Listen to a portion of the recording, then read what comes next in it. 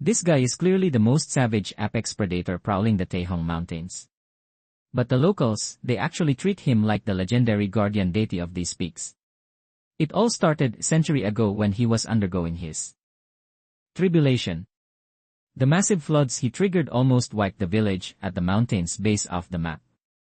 Once our boy realized the chaos he caused, he just flexed his divine sense and instantly dispersed the storm. That display of power let everyone see his massive coiling body in the distance, and they were too shook to call him Snake. They could only hail him as a god. The downpour ceased and the flash floods retreated just like that. Just gave them one look before vanishing into thin air deep into the heart of the Taihong range. And just like that, I became their mountain god. The villagers even went as far as building a shrine to worship a statue of a coiled serpent. After the flood settled. Fast forward 100 years in the blink of an eye. Now, the very last villager who actually witnessed my existence is on his death, fading away from illness. Feeling a bit sentimental about saying goodbye to an old friend, I quietly slithered toward the pond near the village square. Even though there's absolutely nothing in this realm that can even scratch me, I'm well aware of how terrifying and greedy humans can be. So, I'm keeping things low-key. Meanwhile, Linux is already at death's door, his life force flickering out. Laying on his chair and tapping his belly, his mind drifts back to the mountain god. He was only 20 when that catastrophic flood hit back in the day. But he'll never forget the mountain god's massive coiling body and those piercing golden eyes. But since that day, he hasn't caught a single glimpse of the deity. Now he's the only one left in the entire village who even knows the mountain god is real. He's worried that once he's gone, the villagers will just stop caring about the shrine they built for the god. Just as he's sighing to himself, the livestock and dogs in the yard suddenly start losing their minds. Lin Yusheng senses something's up and slowly hobbles toward the stream behind his courtyard. Seeing Nilay's old friend, I decide to stop hiding and reveal Nilay's true form right out of the water. Looking at this dying old man, even Nilay's long stagnant heart felt a slight ripple of emotion. Once this old man passes, there won't be a single soul left in this world who actually remembers me. Lin Wukong trembles as he reaches out both hands, looking like he wants to give a final embrace. But as a lower and massive head, he doesn't embrace me. Instead, he drops to his knees in a final kowtow and never looks up again. Seeing this, I'm just left feeling completely helpless. I honestly don't know what I even have left to give. Who knows how much time passed before Lin Wang slowly looked up again. Our boy, the mountain god, had already vanished from the spot, leaving behind nothing but a single scale the size of a literal newborn. After finishing Nilay's business with Linyas, just drifted down the river and dipped out of the village. It wasn't long before I made it back to my home base. In the spot was a hidden lake and that massive tree on the center island. I've been chilling there for 200 years straight. As this absolute unit crawled ashore, Nilay's massive frame sent ripples across the entire lake. Then I slithered my way up the ancient tree, subtage. Through the leaves, hitting Nilay's scales and making Nilay's whole body look straight up translucent and glistening. After that, just lay on a branch, lost in thought. To be honest, I don't even know what I am. I'm just some monster. Or a legendary divine beast from the ancient Nilagaya. In Nilay's 200 years on Mount Taihong, I've never seen another one of her kind, and I've definitely never met anyone stronger than me. So yeah, I've basically been the final boss of this mountain for 2 centuries. I originally planned to just lay flat and vibe through Nilay's snake life. But a certain tribulation 100 years ago changed everything. That tribulation unlocked Nilay's sentience and literally fused Nilay's essence with the mountain itself.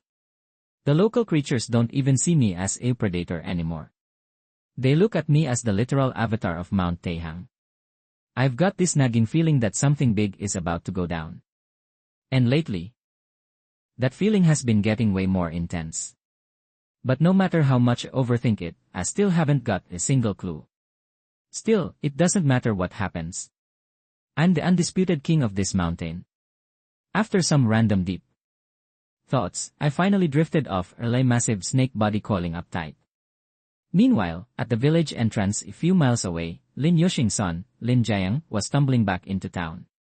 This clone spent over a decade in the imperial capital and didn't make a cent. Instead, he racked up hundreds of thousands in gambling debt. He should been erased at the casino, but luckily for him, the casino boss was hunting for urban legends. That's when he remembered the legend of the mountain god his old man used to talk about. Using this intel, he managed to hang on to his miserable life for a bit longer. The casino boss let him go just so he could track down clues about the mountain god. If he fails, well, Linji knows exactly how his story ends, and it ain't pretty. Before long, Liniking pushed open the door to his house. The second he stepped inside, he felt a straight-up ominous vibe. He shouted for his waifu, but there was zero response. It was like everything in the room was completely lifeless. Suddenly, he saw something that made his scream die right in his throat. Fast forward to the dead of night. On the silent island in the middle of Kingshan Lake, a teeny white fox suddenly appeared. This little fox was literally walking on water, heading straight for the center of the island. Sensing that mount-level aura radiating from the center of the lake, it knew it had finally tracked down the legendary boss. As it crossed the water and climbed onto the island, it realized the vibe was dead silent. Total eerie silence. The massive camper tree ahead looked like it was wrapped in literal twisting dragons and snakes. The next second, thunderous roar exploded right over its head. Scales rattling, wind howling, and the tree shaking all at once. The white fox couldn't help but back up a couple of steps in fear. I am just chilling on the tree, sizing up this little white fox. Honestly, I sensed it the moment it showed up on the shore across the lake. I'm low-key confused how it managed to walk on water to get all the way here. Could it be that the variable has finally started? The fox seemed to read my mind as a hazy white light began to glow from its body. The next moment, a girl in white robe appeared out of thin air. She immediately bowed low and said, "Lord of Taihong Mountain. This humble one dared to use a small illusion. Please don't take offense. Another one using that mountain god title. It's one thing for humans to call me that, but is this smart fox doing it, too?" Seeing me hesitate and not reply, the girl in white continued, "Could you please head to northern Taihong?" I didn't answer. Just stayed coiled on the tree, silently staring her down. Seeing no reaction, the girl spoke up again. "A ferocious tiger is rising in that region. Now, I finally get what she's getting at. She wants me to go to northern Taihong and put a stop to this tiger's awakening." Eloy's massive crimson body didn't budge. Just pure silence. A beast rising is just the law of nature. I don't think I have the right to interfere. Taihong Mountain is massive. Even after 2,000 years, I still haven't explored the whole map. If other life forms here are getting stronger, that's just the path this mountain range has chosen. Besides, do you really think only one beast is rising right now?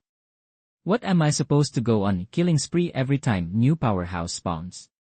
Respecting nature is my whole enlightenment as a great serpent. Seeing a lack of reaction, the girl spoke again. Once that tiger awakens, it will slaughter every human in its sight. I beg of you to go and save them. Hearing that, Nua's slender neck emerged from the ancient tree's shadow, Nua blood jade. Scales opening and closing with every breath. The girl in white felt like she was being crushed. Yila, the sound of clashing metal. Caught in Nua's gaze, she panicked. Her entire body, this beast is coming out swinging and looking for trouble. And I'm definitely not just going to sit here and watch it happen. But slaughtering innocents is one thing, but this whole awakening vibe is a completely different story. Humans have a literal flood of steel and tech. This meat and bone body isn't going to stand a chance against that. If this tiger starts beefing with humanity and brings heat to this place, is he trying to get me evicted from LA's own mountain? Right now, deep in the northern Taihong Mountains, this absolute unit of a tiger is letting out a massive roar to the heavens. Its fur looks like flowing flames, and those black stripes, pure demonic energy straight from hell. Right now, it's staring down at the human village below like they're nothing but fodder. As its breathing gets heavier, its muscles and bones start warping like it's literally snapping the chains of its own yane. Our boy knows he's in the middle of a massive evolution right now. Once he finally breaks free from these shackles, he'll finally be on the path to becoming a top-tier powerhouse and getting his revenge. Back in the day, deep in the Taihong Mountains, the Tiger clan was small, but they were straight up menaces. They were meant to be the kings of these mountains, but then they all suddenly got wiped out. When he was just a cub, he watched with his own eyes as hunters swarmed his mother's body. His siblings tried to charge in and save her, but they only ended up as more tiger skin rugs for the humans. He was the lucky survivor, only to realize he was the last tiger left in the entire mountain range. So he swore that once he broke his limits and got strong, he'd delete every single human he laid eyes on. Now the evolution has reached its peak. His blood is literally burning to fuel this transformation. The beast lets out a scream of pure agony toward the area. The next second, a terrifying bolt of lightning strikes down from the heavens. This bolt lands a direct hit right on our boy. After a while, the clouds clear up, and under the moonlight, his wounds start healing at insane speeds. At this moment, that blood isn't just blood anymore. It's his ticket to the throne. Evolution successful. The beast feels the raw power surging through him. It's finally time for payback. He doesn't hesitate for a second and charges toward the village for revenge. But suddenly, he hears the sound of rushing water. The next second, a massive red snake rises from the water, staring down at its brother, who just finished his level up. I'm honestly feeling pretty lucky right now. Good thing I made it in time, otherwise this whole forest would be cooked. Meanwhile, the little white fox next to me is having a total mental breakdown. See, this tiger actually saved the fox from hunters once, so it's basically her hero. And that's exactly why she came looking for me. She knows that if she lets this tiger go on a human-slaying spree, he's straight up doomed for eternity. And now our tiger boy is starting to feel pressure from me that's as heavy as a mountain. Even though he's got no clue what I'm actually here for. But when two apex predators refuse to back down, there's only one path left. Straight up carnage. Ro didn't even hesitate to lunge at me. But in a split second, my massive frame had him in literal death grip. Watching this little tiger struggle, I actually started feeling a bit peckish. It's been a while since I've had decent snack. But just as unhinged and I jaw to swallow him whole, the white fox suddenly started screaming at me, begging the mountain god to spare this tiger's pathetic life. Just looked at her with a monstrous snake face, completely unfazed. Eli her plea. Best girl knew was waiting for a solid reason to stop, so she started yapping about the tiger's tragic backstory. I knew she was terrified I'd turn this tiger into a protein shake right then and there, so waited to see what kind of chips she could actually bring to the table. What could she possibly offer to make me give up such a juicy piece of fodder? She got the memo immediately. With a dead serious look on her face, she finally spoke up. Great king, I'm willing to sacrifice my entire cultivation path. Just to give him a second chance at life, I took one look at the tiger, then shifted my gaze to evaluate the white fox. Is she for real right now? Before I could even open a mouth, a weird, unexplainable gut feeling suddenly hit me. Then the white fox let out a soft chuckle and started chanting a string of ancient scripts for me to hear. This was the path she mentioned. Even the tiger started growling, trying to stop her from throwing it all away. These two had only met once, so garale was she ready to delete her own life for some random beast. The mountains remained silent and cold. I hadn't even agreed to the trade yet, but she'd already made her choice. Being a mountain god is just a title to me, but returning to the mountains means sinking back with the natural order. As she finished her chant, white light started leaking from her body before she collapsed, completely out cold. But here's the kicker. That fading light didn't scatter into the hills. It started flowing directly into me, this massive crimson unit.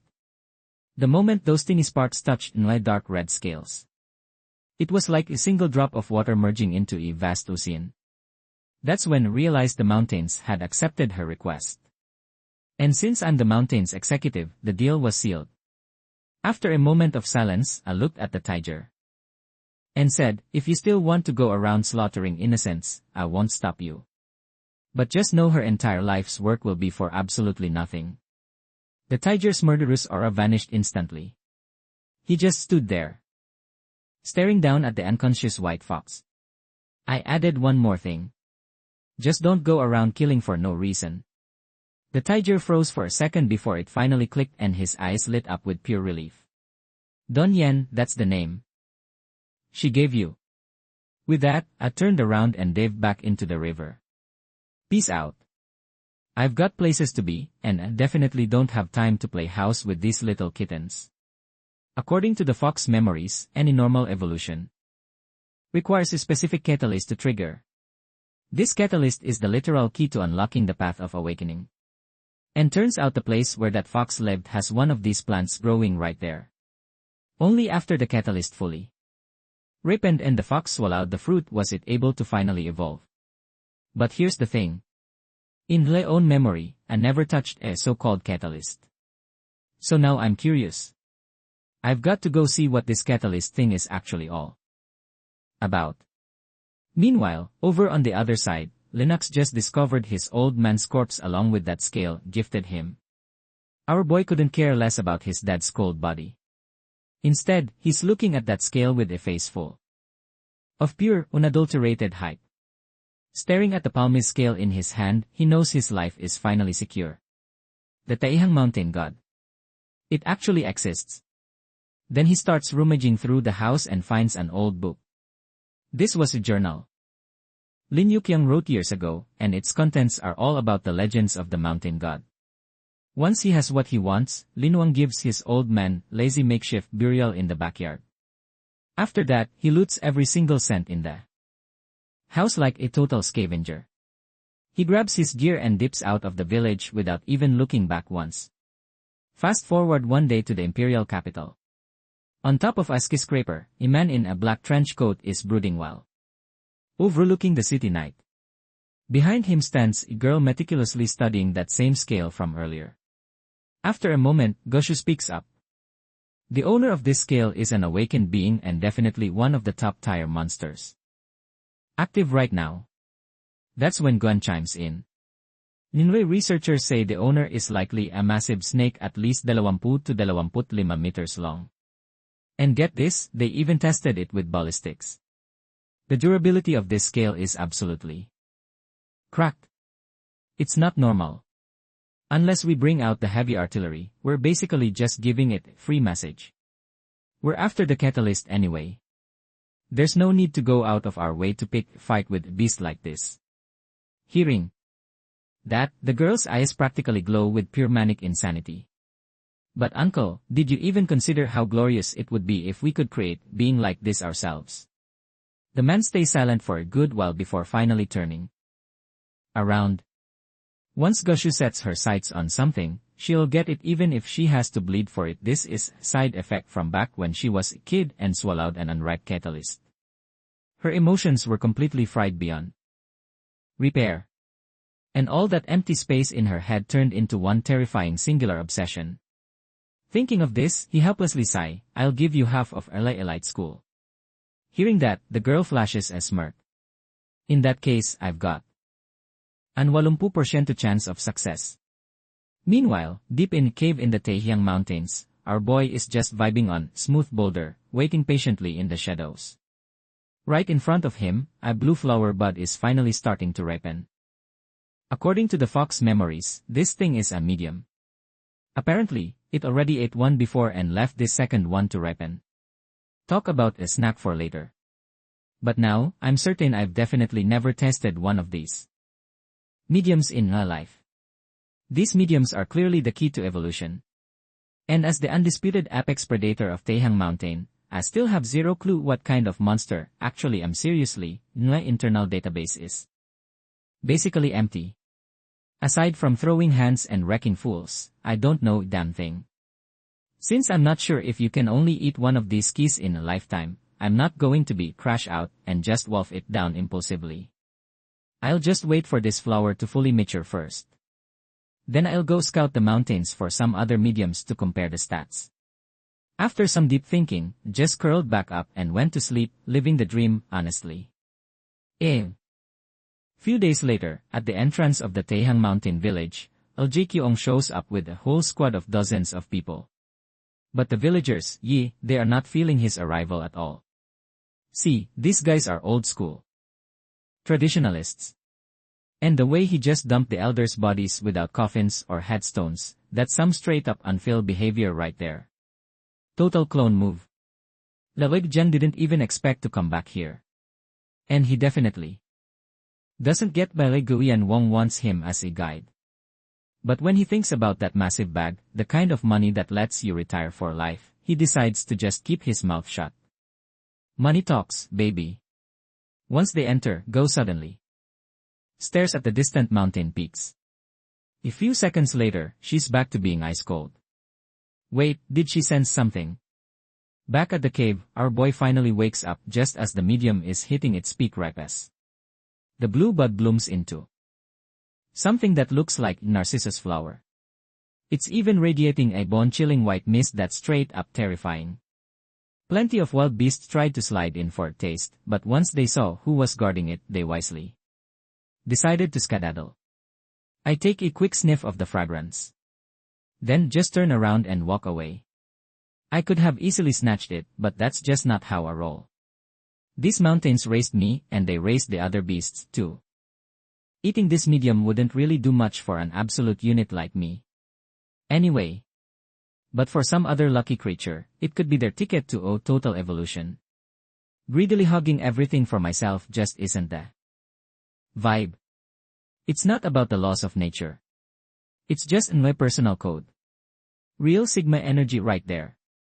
Heading back to my spot under the ancient camper tree on the island, I find the fierce tiger just chilling on the grass, licking its paws.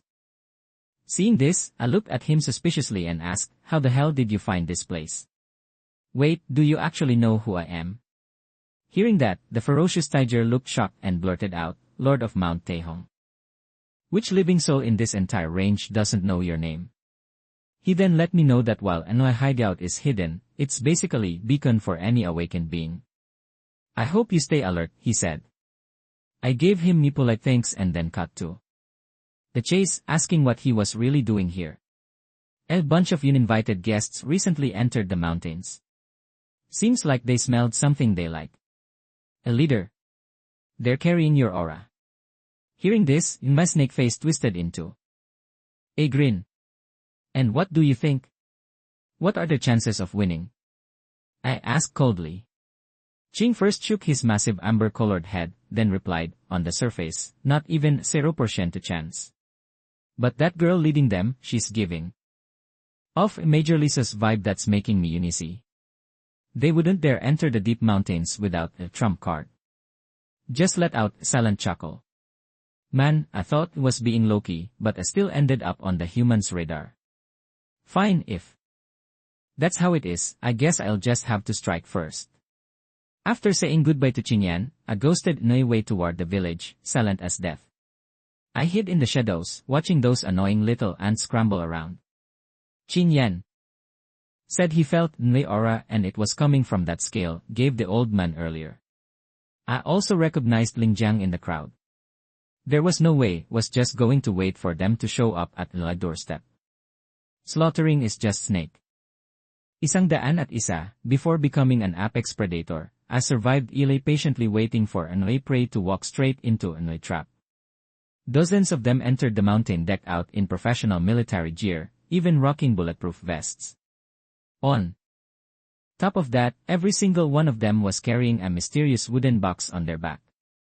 I figured that was their big insurance policy for entering the mountains, especially since they were heading straight for an hideout. But anyway. Focus shifted from the father to a girl in a black dress surrounded by a bunch of beefy guards.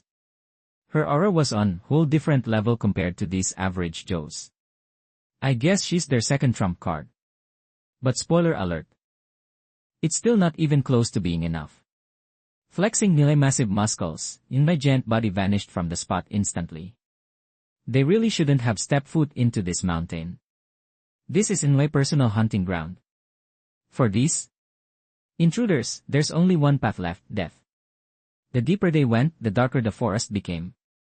From the moment they stepped into the mountains, a dark cloud of dread hung over Lin Jiang's heart. Our boy kept feeling like something was low-key stalking him from the shadows. He shook his head like crazy, trying to force those intrusive thoughts out of his skull. Even if these mountains are haunted, like the legends say, there's no way they're bulletproof, right?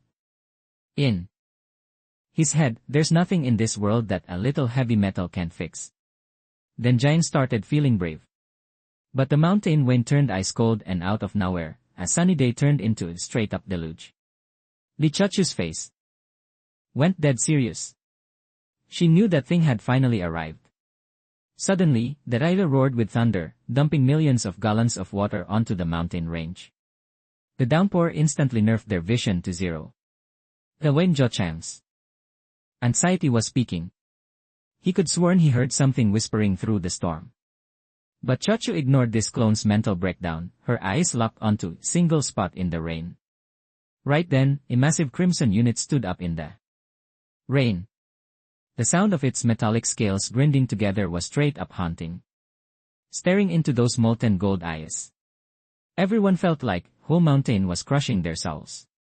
After a brief moment of being stunned, some father lost his cool and started blasting, his muzzle flash lighting up the rain. But as they fired, they realized their teammates were vanishing one, like the storm itself was demon devouring them. Then Giant hit the deck, clutching his head and sobbing like a total loser. Without any training, the pure pressure of this aura had him completely paralyzed. But our best girl didn't even blink. She reached out toward that massive red shadow as if she wanted to give the giant beast a hug. I really like you. Can you chill for a second? Let me take you out of this place. But after her invite, she noticed that the beast wasn't stopping, making her pretty annoyed. Be annoyed, pet, and come with me. It responded with a creepy laugh that sounded like it was swallowing lightning, and the rain started coming down even harder. Gu to stop smiling, her face going cold. If you won't listen, you're going to have to learn the hard way. The red shadow responded, slamming its massive, terrifying tail right at her. As the tail smashed into the earth, she casually stepped right onto its spine. That's when Gochu's eyes started glowing with a radiant silver light. Her delicate face went full Ice Queen mode. She began chanting an ancient text from the Labing Walong Hells. Spirit Burial. As soon as she finished, the wooden boxes everyone was carrying and dozens of ancient swords shot into the railway, tearing through the curtain of rain like it was nothing before swarming back behind our girl like lethal wingspan. The blades were literally vibrating, thirsty for some fresh blood and flesh. Gochu stared at that massive red serpent in the mist with zero emotion, treating it like it was already corpse. In a split second, she commanded the Labing Walong ancient swords to form a massive dragon, diving straight for the serpent's head. But that face-covered the copper-red demon masked bro was just chilling in the golden flames, eyes dripping with pure contempt. Its centipede-like body let out a roar as it coiled up. Every single scale on its body rippling with every breath it took. The moment those words hit the scales, the sound of clashing metal was absolutely deafening. Those ancient swords looked drippy as hell. But is that really it? Gochu realized she messed up. This thing was way above her pay grade. Even though her swords weren't exactly mid-tier gear, they couldn't even leave a scratch on this absolute unit. Right then and there, Gochu decided it was time to dip. When facing a boss you clearly can't beat, she wasn't dumb enough to just stand there in court death. But wait, she realized they were trapped. Every single raindrop was literally sealing the area off from the rest of the world. Turns out they weren't the hunters. They were just playthings for a literal king's entertainment. Wuchu hadn't been this pressed in ages. Since running wasn't an option, she decided to go all in for one last gamble. She casually gave wave of her hand. But get this, the sword started targeting her own subordinates instead. She's literally using their blood to buff her swords. Anyone hit Yila, the blades turned into a dried-up mummy instantly. LG Chang was curled up against a tree, absolutely losing it. This man was a total mess, covered in snot and tears. In his eyes, the whole world had straight up gone insane. Suddenly, the sound of a blade piercing chest echoed nearby. Some blood even splashed right in front of him. Talk about traumatic. Then Jiang looked up and saw Gochu getting her chest absolutely impaled Eli, glowing red bone spike. And just like that, she's dead. Downfall of the century thanks to her own arrogance. The rain finally stopped and everyone was gone, leaving Lin Jukyong cowering there. Too scared to even move. He started wondering if the mountain god of Taihong actually spared his life. The next second, he scrambled down the mountain to find his old man. Flash. Floods reported in the Taihong Mountains. Residents are advised to stay indoors for their safety. Stay safe out there, gamers. Inside the Blackwater Crystal Building, a man with a cold, expressionless face presses down on you. Remote. He turns around to face the fossil sitting at the long conference table behind him. These guys are the Go family elders. Some are half dead in their chairs while others are literally hooked up to oxygen tanks. They're here to grill Glenn because Goshu, the family's top-tier prodigy, has gone maya. A grumpy old man leaning on cane speaks up with a frosty tone. Shoshu is our literal lifeblood. Della, the hell did you let her go to Mount Taihong at such a critical moment? Now we don't even know if she's still breathing or if she's become fertilizer. He just lowers his head and takes the verbal beating, not daring to show even a hint of saltiness. That's when another elder chimes in too. Play good cop. Fourth brother, chill out before you have a stroke. Don't ruin your health over this. We all know Yanner's got that dog in him. His capability is obvious to everyone. If it wasn't, we wouldn't have handed him the keys to the family business. Guan's grandfather drops a bombshell. Shoshu went to Mount Taihong carrying the 33 absolute killing swords. The room goes silent. If she's got the absolute swords, then our girl should be invincible. No need to worry about her safety. Seeing the opening, Gian doesn't waste time and spills the tea on everything that went down. After hearing the full story, the old Jacers finally let out a sigh of relief. Maybe Shoshu just stumbled upon a massive hidden opportunity in those mountains. But Guan isn't finished with the report yet. The Jiao and Li families found out Shoshu went to Taihong. And right after that, the mountain went through terrifying mutation. They're breathing down our necks. Should we leak the intel or keep them in the dark? After some back and forth, they decide to give them little taste. But Guan has to keep the important stuff himself. Meanwhile, I'm just vibing curled up on the old camper tree. The lockdown on Mount Taihong. I did that on purpose. Mostly because way too many pests have been trying to sneak into Urnai Mountain lately. Even though I've been spamming heavy rain for days, some squads still manage to bypass Urnai barrier. It's not just the Gu family anymore. The Xiao and Li families from the imperial capital are pulling up too. Thinking about all this, I can't help but let out a long, weary sigh. I knew the mountain's revival would attract humans eventually, but these guys are moving way too fast. Right now, they're just sending fodder, but soon enough, some high-tier awakened beings are going to show up. That girl's cultivation was already cracked, but even bigger bosses might be on their way. With a single thought, I trigger a less spiritual intent. Suddenly, dozens of ancient swords flat from the Li, circling the old camper tree like a deadly halo. Since Goshu is officially deleted, these ancient swords are ownerless, which means they're loot now.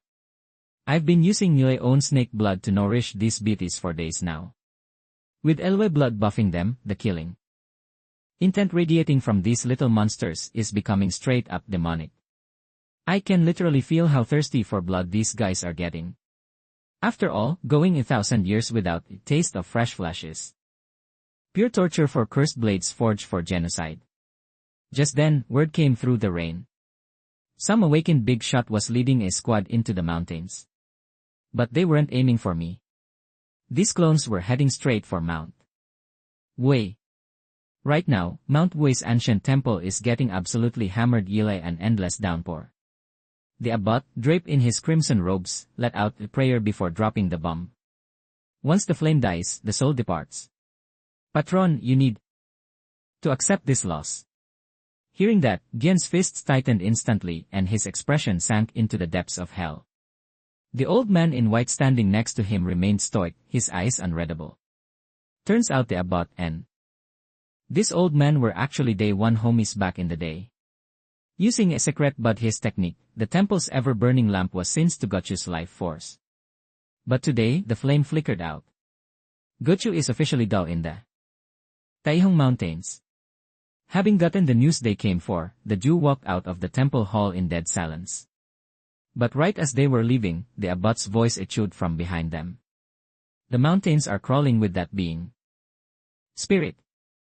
Leave now. Honestly, I'm not even sure you'll make it out in one piece. The old man paused for a second before calling back with a booming voice. This place is nice and all, but there's no need to overstay our welcome. Grandmaster, you should pack up and leave, too. When you return in the future, reclaiming everything will be a walk in the park. A few more days pass, and the number of intruders is straight up skyrocketing. These pests are trashing the mountains like they own the place, hunting everything that breathes, and looting every spiritual treasure in sight. Curled up on the usual ancient tree, even I'm starting to feel a bit of burnout from all the cleaning. I've turned this entire area into a massive graveyard for those villains. The ancient swords are permanently stained red at this point. The blood just won't wash off. Then some terrifyingly strong old jacer actually managed to track me down. The old man and traded blows for ages, but in the end, my ancient blade sent him to the afterlife. He claimed to be an elder of the Gu family, talking all that protecting the clan nonsense. He figured once he'd settled everything at home, he'd play the hero and avenge his grandkids. He came fully prepared, so he's got no excuses for catching this L. He thought, like killing me, the goof nobody even knows my name. And honestly, everything ends right here with me. If you're still feeling salty deep down and your rage hasn't cooled off because you think our Gu family seriously crossed the line, then go ahead. Wipe out our entire bloodline if you want. I won't even hold a grudge, not even a little bit. The old man finally shut his blood-stained eyes, dropping his final words. I'll call you Mountain God one last time out of respect.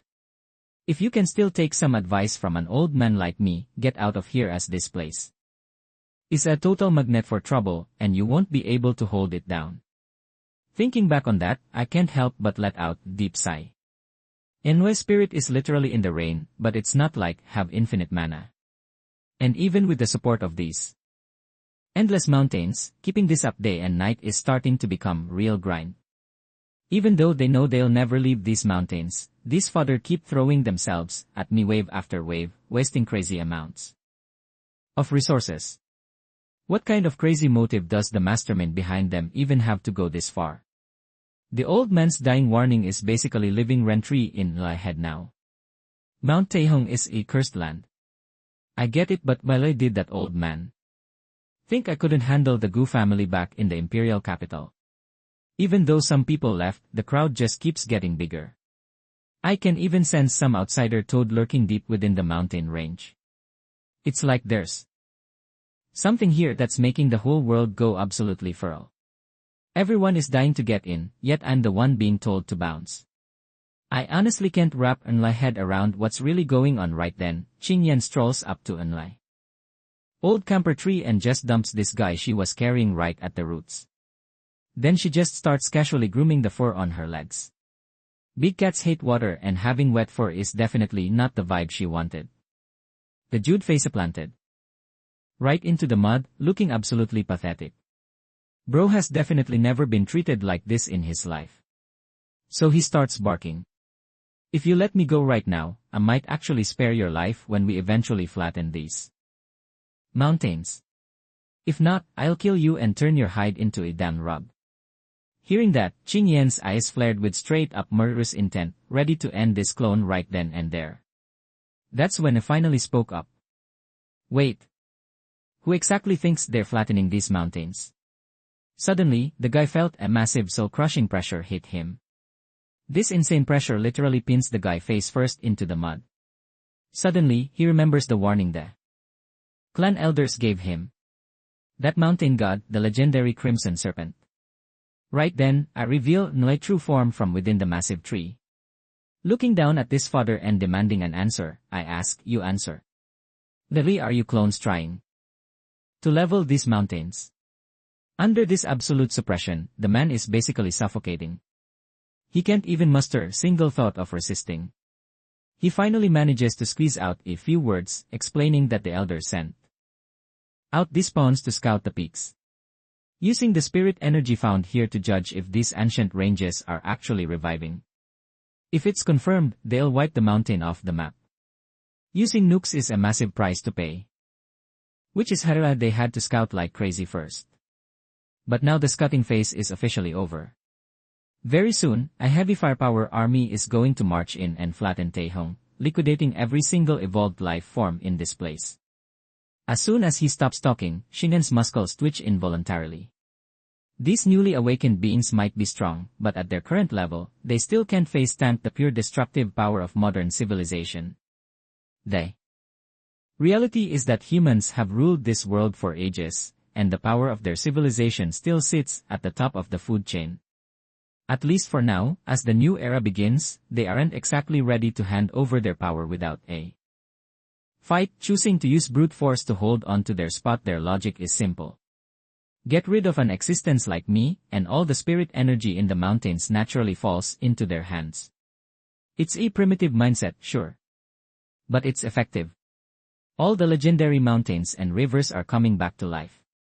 It won't be long before the entire world is fully awakened. The old era is cooked and the new era is officially here. Right then, the man starts convulsing uncontrollably. His mental state has completely collapsed. He can't even speak anymore. So, I slowly retreat back into the ancient tree. Then, a heavy ancient sigh issues from above. You can faintly hear the metallic grind of scales rubbing together. After being dormant for so long, it seems humans still haven't learned how to fear nature. Meanwhile, over at the Mount Wei temple, the monks have gathered in the main courtyard, preparing to evacuate and leave the temple behind. But after chanting a prayer, the abbot refuses to leave. He looks toward the great mountain, watching the rain slowly stop, his face filled with sorrow. Because the abbot knows this isn't a compromise. It's a death sentence. This silence, it's just the calm before the absolute storm. This place is about to turn into literal bloodbath. The old man halts his weary steps and restores the calms between the outside world and Taihong. Basically, he's giving everyone a final chance to dip before the disaster strikes. The abbot lets out a low, weary sigh. They'll even bother that guy's ego is just way too high. If he won't bend the knee, the wheels of modern civilization are going to grind him into dust. Thinking about it, Abbot Modong actually feels a bit of pity for him. See, he was there during that massive storm Isangdan years ago. He even crossed paths with that legendary red snake back in the day. That's why he's out here on the Taihang peaks to pay his final respects at dawn.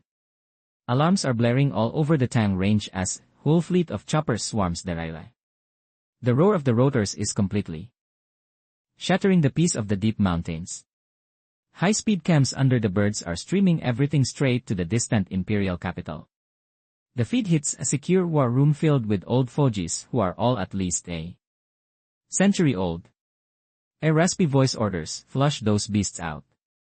Orders received. Deep in the Taihang mountains, hellfire erupts as napalm marines down on the target zones. Massive explosions rock the earth like they're trying to level the entire mountain. Birds are scattering in terror, but the noise just woke up something much worse deep inside. Not far off, a massive pale figure is standing tall on the peak. This absolute unit is completely covered in frost and ice crystals. One gust of wind from its direction, and the whole place turns into a frozen wasteland. Deep in the forest on an ancient tree, I finally snap the eyes open and they're glowing like straight-up molten lava. I look up and let out a silent soul-crushing roar. An insane amount of pressure starts radiating off my body like never before. The air goes pitch black as storm clouds swarm in from every direction.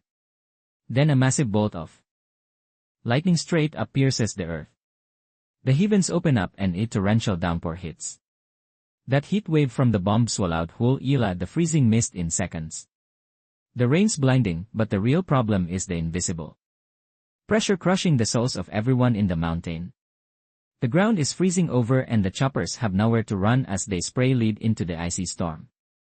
Inside gloomy conference room, some old Jacer's voice suddenly breaks the silence.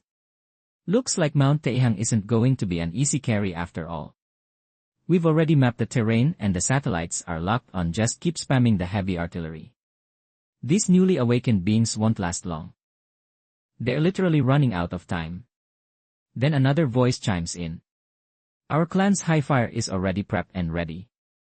You old fossils have been keeping your secrets for so long. Don't you think it's time to cough up some of your own trump cards? The room goes dead silent for a second before everyone starts yapping at once. To deal with that absolute unit, these old fogies are actually pulling out their hidden family treasures. Meanwhile, back in the Taihong Mountains, our boy is literally tanking the human ground forces with his bare body. These guys are the fodder tasked with guarding the ground satellite stations. They're packing heavy cannons and 3 choppers. And there's even a guided missile stashed in that massive rig at the back. Under our boys' relentless assault, these ground troops scrambled into their choppers and tried to dip. As soon as they cleared out, they detonated that hidden missile. And our boy was instantly swallowed massive fireball. But the heavy rain made short work of the flames, and a flaming sword suddenly shot out from the wreckage, landing a bullseye right in the satellite array. He gives those retreating choppers a cold stare, his golden eyes flickering like candle light in the downpour. Suddenly, blood starts spraying from the cracks in his armor. Turns out he actually took some damage. His scales are shredded and he's even got a few broken ribs. That missile was a direct hit. If he hadn't blocked with his ancient sword, he'd be in a much worse spot right now. Next, he starts chugging the spiritual energy floating in the air. This stuff is prime for healing. It's not much, but it's pure gold. Right then, he feels an eye in the eye watching his every move. When Ren's memories kick in, and he realizes what's happening. It's a literal man-made satellite floating in space. These things orbiting the planet are eyes and weapons combined. So, he's got to wipe his tracks immediately. He's not sure if this downpour is enough to completely hide his silhouette from their tech. All across the mountain range, absolute carnage is breaking out. A massive bird made of straight-up fire dives right at the crowd, and one flap of its wings is enough to turn those planes into scrap metal. Too bad the torrential rain ripped a hole right through that blaze. Followed a stray arrow straight through the throat. Even that white deer in ice armor trying to carve a path through the iron flood got shot down 9 hairy bronze rings and had its head served on platter. I closed my eyes. And the golden candle flame snuffed out in an instant only to snap them open with glow is a 0 times more blinding than before. Right now Nwa's spiritual energy is surging through LV veins like wild dragon flooding every limb. Shattered bones and scales are regenerating at Godspeed, and the ancient sword's aura is blanketing the entire battlefield. Wait, is that really all you've got? If you think this is enough to level Taihong Mountain, you're straight up delusional. The moment I finished, my massive serpent body flickered and vanished into thin air. I swept my tail, whipping up gale while dozens of blood-red blades trailed right behind me. Some fodder tried to snipe me with a cannon through the downpour. The bro really thought he was going to pierce me, but when he looked up, he was staring straight into a pair of golden eyes, and my ancient sword instantly turned him into actual confetti. Lightning crashed down all around, but just swept it all away with a single glance. On the other side of the field, there's this lady in full-face makeup looking all fancy while she pulls some mystical yell with a wave of her hand, making that blue lightning. Taeger's raw strength completely useless. Qingyan is absolute get close. He'd turn her into a meat pancake in one slap. I've already snuck onto this part of the battlefield, and I'm spotting some sus array flags hidden around. Then this woman starts yapping at Qingyan. So, you're the one who offed my absolute loser of a brother. I didn't even like the guy, but he's still my blood, so you can just go ahead and join him in the grave. With that, she starts waving hand signs like a pro. She's channeling ancient chai, chanting some archaic spells that sound straight up demonic. Massive spiritual energy starts crashing down inside the array zone, condensing into literal sea of flames that covers the entire Rayuai. Looks like she's trying to barbecue poor Qingyan alive. The fierce tiger roars in agony as its glowing red hide starts turning deathly pale. Is Qingyan about to crash out and go all in? Suddenly, the woman's pretty brows furrow. She realizes her array flags are missing a corner and the numbers are dropping fast. In just a few breaths, the hexagonal array flags were plucked out. 1 She'd already fueled the ancient flags, so this forced shutdown hit her with a massive backlash. Blood slowly trickles from the corner of her mouth. Those flags were supposed to be guarded, no cap. Besides, forcibly uprooting the flags is even harder than actually breaking the array. This means something or someone has definitely arrived. Her heart tightens as she remembers the warnings from the clan elders. Deep in these mountains dwell extraordinary beings who can harvest fodder like us as easily as picking items out of a bag. Terrified, she stops her hand signs and retreats into the middle of the crowd like a coward. Then the flames vanish and that scorching heat is instantly replaced by the cool embrace of the heavy rain. Seeing the great serpent reappear in the rain, Qingyan never thought getting soaked could feel this good. Now I'm sliding up to her carrying those 6 ancient array flags. That woman is sharp. Is she really trying to hide in the crowd and escape? Lile's status isn't exactly peak right now, so I'll let her slide for a minute. Only then does Qingyan notice the faint blood stains on Lile's body. Since I'm already at deep crimson snake, the blood is barely visible. Just then, I notice the people in the distance retreating like a low tide. The battlefield is dead silent except for the rain. Sensing something, I instinctively smack Qingyan away to safety. A split second later, a massive crescent moon nukes down from the heavens. Before Qingyan can even process what's happening, a literal sun rises in the middle of the mountains. The extreme lunar energy instantly swallows the entire landscape, melting mountains and leveling forests like they were nothing. It completely buries Lile's massive red body in the process.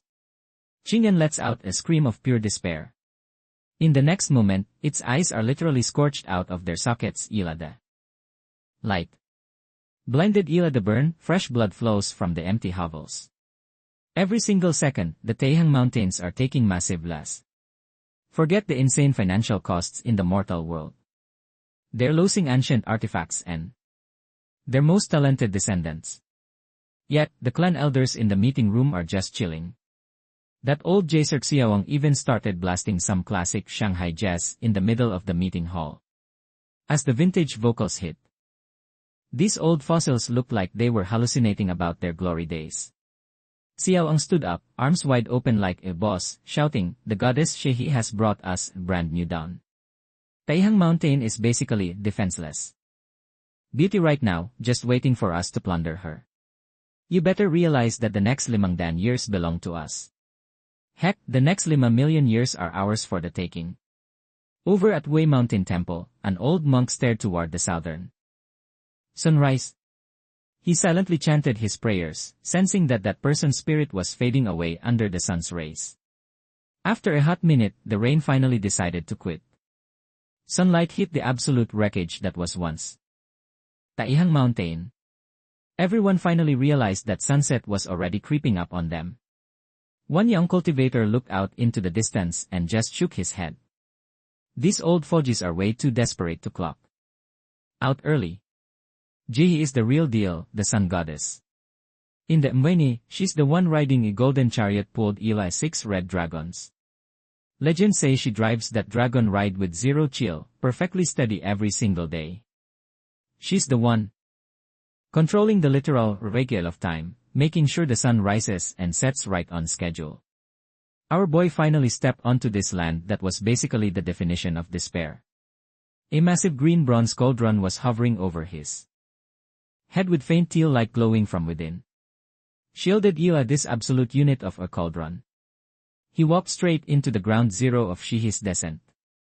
That's when he saw the ferocious tiger, or what was left of it, half its body was straight up deleted. Then his eyes locked onto the massive red unit squirming inside the giant crater. Damn, this thing's vitality is actually insane, the kid muttered. He couldn't help but be impressed the sheer tankiness of the beast. As he got closer to this giant mass, which the way was me, there wasn't even a hint of that nasty blood stench you'd expect.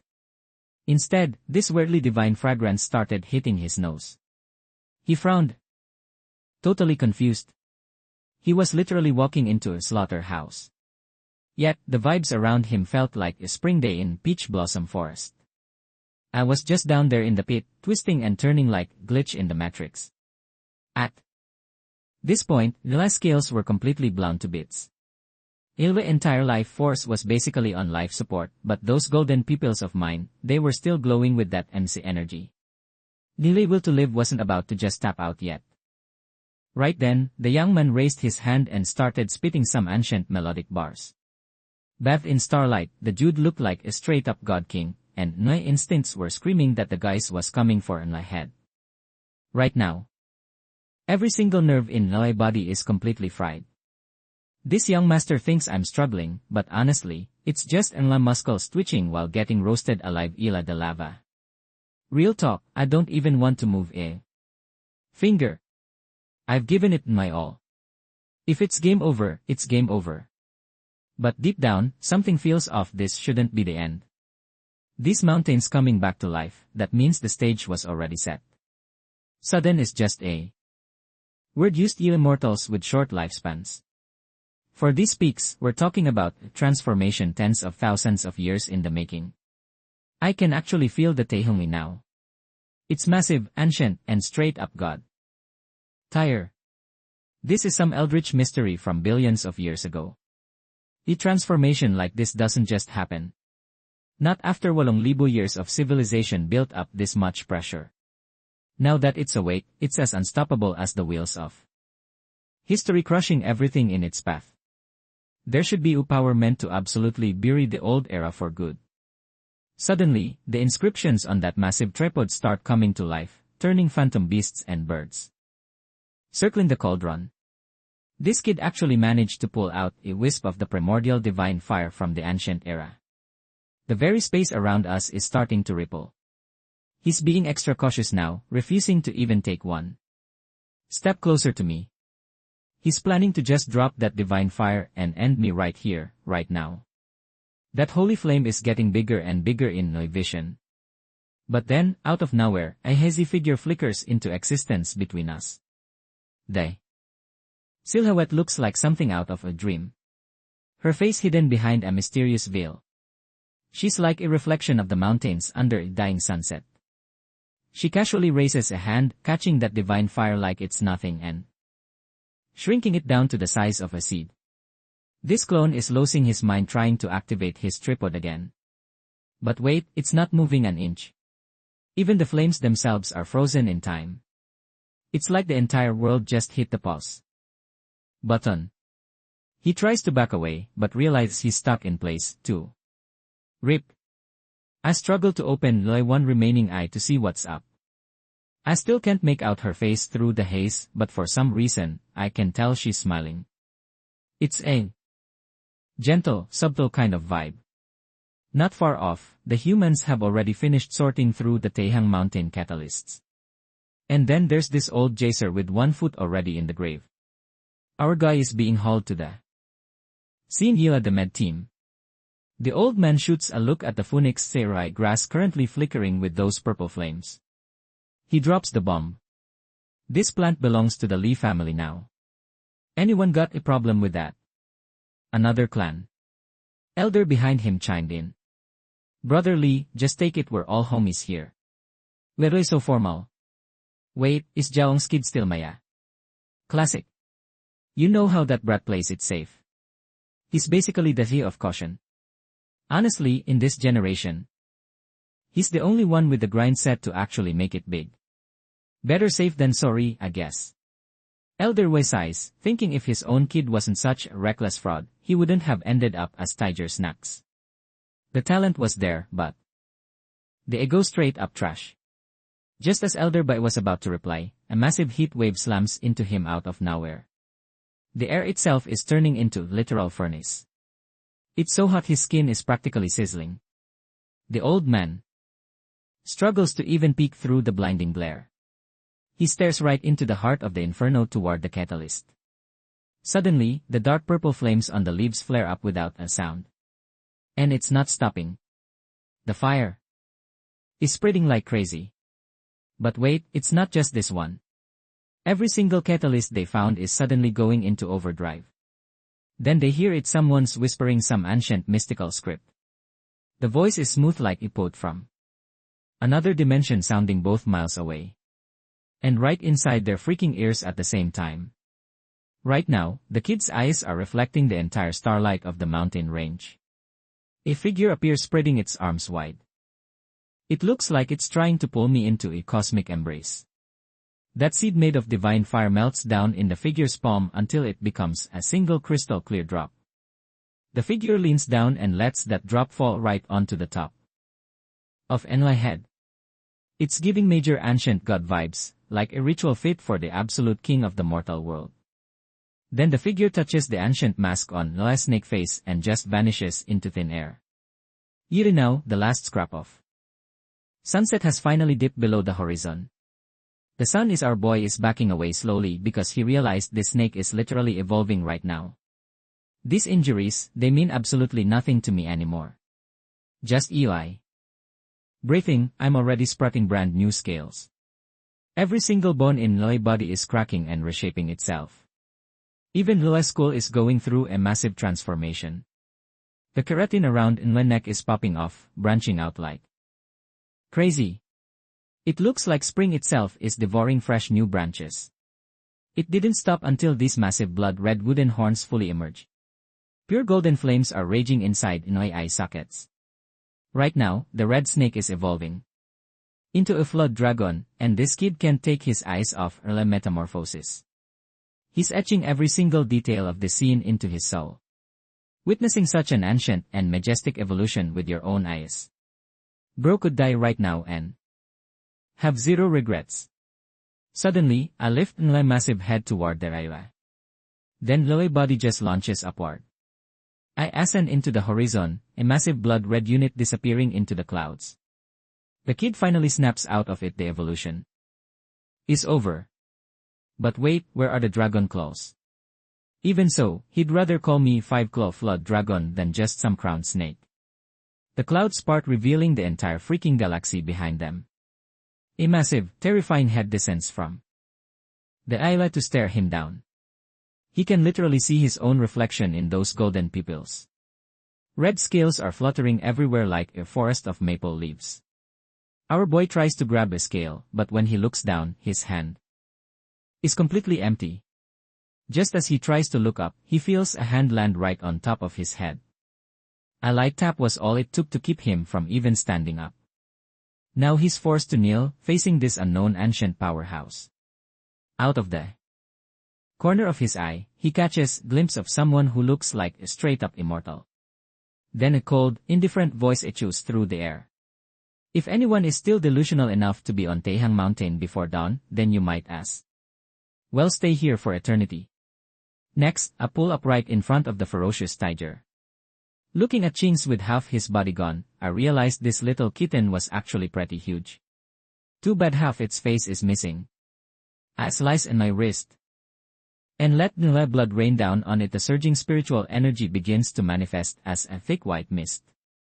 Then I sat cross-legged, vibe-checking this human body, haven't rocked in hundreds of years, while also waiting for Ching Yan to finally wake up. Ching Yan wasn't dead, just stuck in deep slumber. But now with that insane spirit blood washing over its body, its consciousness is slowly making a comeback. Suddenly, glowing blue eye snaps open, deaf, staring the stranger standing right there. In an instant, the azure lightning explodes outward. After seeing the MC fall and Taihong almost seized Eli those humans, it's basically on sight for anyone it sees now. But the moment it spots the branched horns on Lai's forehead, that killer intent evaporates into pure shock. It lets out tentative call, testing the waters. Just give a slight nod and say, "Don't sweat it, this is all wrapping up now," thought. Chongfan lofts me into the air until I'm levitating level with the mountain peaks. At the end of the day, those humans walked away with nothing, forced to retreat after paying a massive price. Even though they're all coping and seething inside, one look at the terrifying entity meditating among the peaks is enough to shut them up. No matter how salty they are, they've got no choice but to swallow their pride and beat it as the first chill of winter hits. I slowly close in my eyes. The puppet master behind this is definitely going to pay. But first, I've got more important business to handle. These mountains dragged me back from the brink of death and gifted me this miracle. Evolution. That crystal clear drop was the essence extracted from every corner of Taihong. Basically, this entire mountain range was the catalyst for an metamorphosis. Now that I've ascended, it's time to give that essence back to the mountains. I pull out that youth's bronze tripod and seal the massive spirit vein inside. As the ancient chants echo out once again, the Irawiya etched on the tripod start moving like they're coming alive. Suddenly, an insane amount of spiritual energy descends from the heavens. The Irawiya transform into spiritual birds soaring into every nook and cranny of Taihong. This process is going to take a minute, a long, long minute. After ages, once the spirit Irawiya have covered the whole range, I look out at the scorched westland in the distance. Then, a heavy downpour starts drenching the foot of Mount Taihong. Before long, fresh green sprouts start popping up from the charred earth. The entire mountain range is literally bursting with new life. It's the middle of summer, but it feels like the awakening of insect spring vibe. Meanwhile, at the gates of Wei Mountain Temple, a small deer covered in seal script arrives. Its journey has finally reached its destination. Confusion was written all over its dark eyes. No middleman here, just an old monk who kicked the bucket long ago. The rain stopped and the mountain vibes are actually hitting different. But honestly, it doesn't compare to the greenery and birds literally chilling on top of our head. I'm just leaning against a tree, casually browsing some ancient scriptures with antler-like branches on Illy forehead and birds on Lala shoulders chirping non-stop. Looking up, I can see the massive mountain peaks piercing through the clouds for miles, towering high. And even though they haven't fully materialized yet, that primordial aura is already leaking out from every direction. I've been watching these phantom mountains get clearer the day. It won't be long before they officially drop into this world. This is the true face of the Taihong divine mountain, hidden away for eons. The pure majesty and scale of it honestly impossible to describe. A blur of movement later, a massive pale claw appears beneath the old camper tree. Chingan steps out, carrying an official scroll in its mouth. It's a tribute from those ancient clans, probably trying to suck up to me so don't wipe them out when finally make a move. Every now and then, Qingyan fetches these and drops them at the base of the old camper tree on the island. And that's exactly where I got these scriptures I'm reading. They were shaking in their boots at first, but since I didn't reject the gifts, they've started getting even more desperate to please me. Even the clans that never set foot in Taihong are now sending over rare ancient texts, hoping to catch a break. Qingyan asks, are we really just going to let them off the hook like that? The big guy's got snow white fur and ink black stripes now, looking like a total unit, but that scar on his left eye is still there. He could heal it during his evolution, but he chose not to. He says the scar is part of his king's crown, and besides, he's never going to forget that day. I never said I was letting it slide, I say slowly flipping a page. That's just their own delusional misunderstanding. Qing argues that since we took the goods, and being a straightforward beast, he thinks taking the tribute means the deal is sealed. Wasn't that how ancient kingdoms work? You pay tribute to the empire so they'll bail you out when things get messy. Just give him a massive eye roll and hop down from the tree, closing the book and pointing a finger at Qingyan. You little kitten, you're good at a lot of things. But ever since I took on this human form, roaming these mountains looking like young man, Qingyan didn't even trip. This king of all beasts knew exactly who the real you was. I've been hunting these mountains longer than anyone. Calling him Junior wasn't even a flex. It was just a straight-up fact. Qingyan couldn't quite wrap his head around my words, but he could tell our boy was built different now. Back in the day, that massive crimson serpent carried himself with the heavy, suffocating aura of a literal monarch. But now, he's totally chill. No more soul-crushing pressure or kneel before me vibes. That terrifying imperial presence was gone, replaced Yila the energy of an old friend. Loki, Qingyan felt this human teenager look was rocking made me way more approachable. I took those sacred scriptures that these elite families were guarding with their lives and just tossed them aside like yesterday's trash. Then I told him, I'm not going to touch them, but for those stray ghosts and restless spirits still loitering in the mortal realm, I'll personally handle their one-way tickets to the cycle of reincarnation. As the sun dipped, Qingyan stopped stalling, kicked off with all four paws, and vanished like a bolt of green lightning. On his way out, he was thinking he might need to hit up some mountain spirits to figure out what that word even meant. These ancient scrolls the big shot families were hoarding actually helped me get rid on this new world. Even though it's mostly how I remember it from before I even gained sentience, things have definitely changed. The legendary kings of the Shasheng and Zhou dynasties don't even have the same titles anymore. King was legendary. Conquest of Zhou has basically been reduced to just another regime change in the history books. The investiture of the gods' legends are now just maybe buried in secret dusty archives. Nobody even talks about the 3 sovereigns and 5 emperors anymore. Instead, everyone nowadays is claiming to be descendant of Great Yan, a title taken from the Great Yan Empire that unified the realms after the fall of the old dynasties. Those ancient artifacts the newly awakened human experts are flexing with. Most of them actually trace back to those 3 ancient dynasties, Xia, Shang, and Zhou. Back then, the high-tier experts used bronze artifacts to seal away the world's spiritual energy just to keep their divine powers from fading out. Even thousands of years later, that sealed energy hasn't fully vanished, and these awakened kids are digging it up to use as their family's ultimate trump cards. I casually grabbed a berry and fed it to the bird chilling on a horn. The aura doesn't even feel like a great demon anymore. I'm basically at one with nature itself. Lately, birds have been nesting on horns and even helping me groom my hair. Talk about glow up.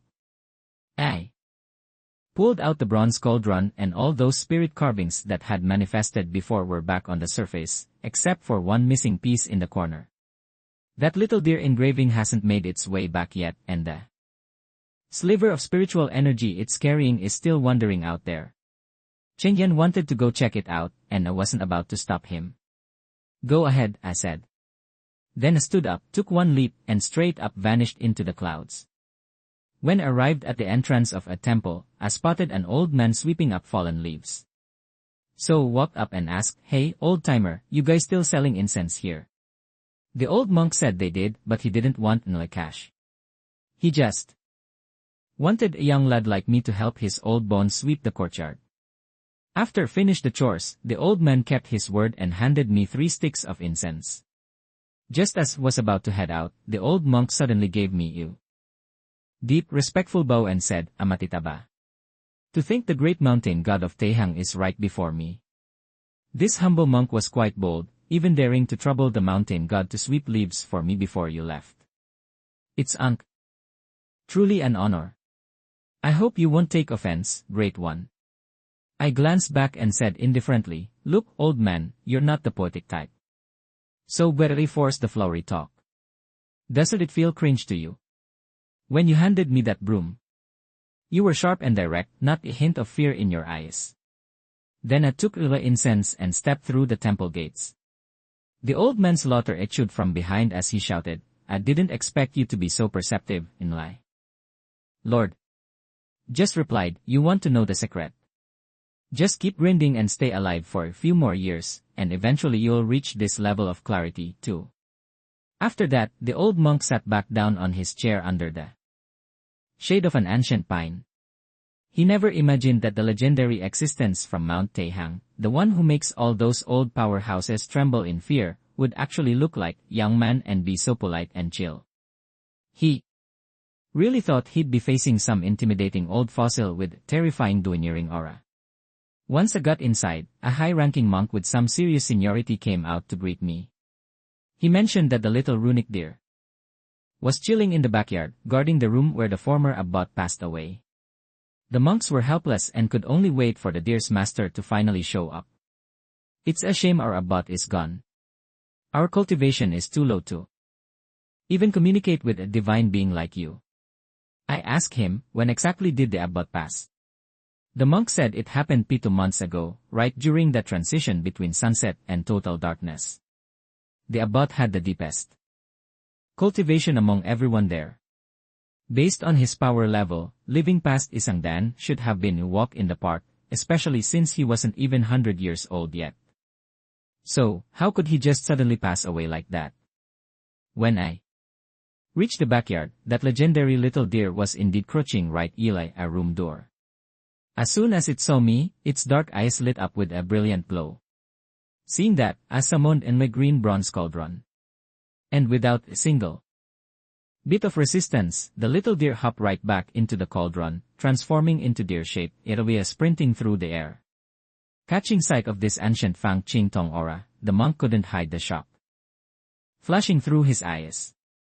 But he quickly snapped out of it, chanting a low prayer to keep his cool, clearing the brain rot from his mind before pushing open the wooden door, and a faint refreshing scent hit him. Instantly, the golden wood room was minimalist as heck, just a table, a chair, a cabinet, and a bed. Our monk friend was shook. The abbot was nowhere to be found. Logically, if a normal person had been dead for a week, especially in this scorching summer heat, the place should have smelled like a rotting corpse. But now, there wasn't even a body in sight. Totally confused, the monk asked, Donor, is this how every soul ascension looks? I told him, nah, not even close. Then walked to the bed and picked up a pitch-black glossy bed. The monk lost his mind for a sec, gasping, wait, is that a sir? I didn't say a word, just dropped the sir into the monk's palm. Sitting right next to where the bed was, there was a book. Picked it up and flipped through it. It wasn't some ancient cultivation manual, just a collection of ghost stories. But one specific section had some handwritten notes, a few lines left. Yila the abbot that read, on the south mountain stands a breathing temple. Age-old tombs flicker like golden flames. A spirit light as one braves the storm, shining upon all living beings through the dark bamboo of the south. Stepping out into the courtyard, I looked up at the massive ginkgo tree with its dragon-like twisted trunk, catching a golden leaf as it drifted down, and said, hey girl, how much longer are you going to keep dangling up there? No words startled the monk, who quickly looked up, but all he saw was a blizzard of golden leaves, nothing else. Right then, the girl who was swinging in the tree canopy suddenly stopped. That, oops, I'm busted look freezing on her face as she looked down from the branches in total disbelief. Realizing that Nui eyes were locked onto her with isang dan porsyento accuracy, noticing that Nui gaze didn't flicker for even a second, just straight up staring her down, she stopped her tongue out and swiped away an invisible barrier. Even with their high mental fortitude, these monks are straight up flabbergasted. They never expected that sentient being was evolving right inside the ancient Gokul tree they pass every single day. I looked at the girl swaying on the branches and asked how she thought I could see her. One of the monks looked lost and asked, wait, who even is this girl? I told him that's no girl. That's the literal Goku tree. Usually savage predators have to catch bodies and snatch resources just to step onto the path of evolution.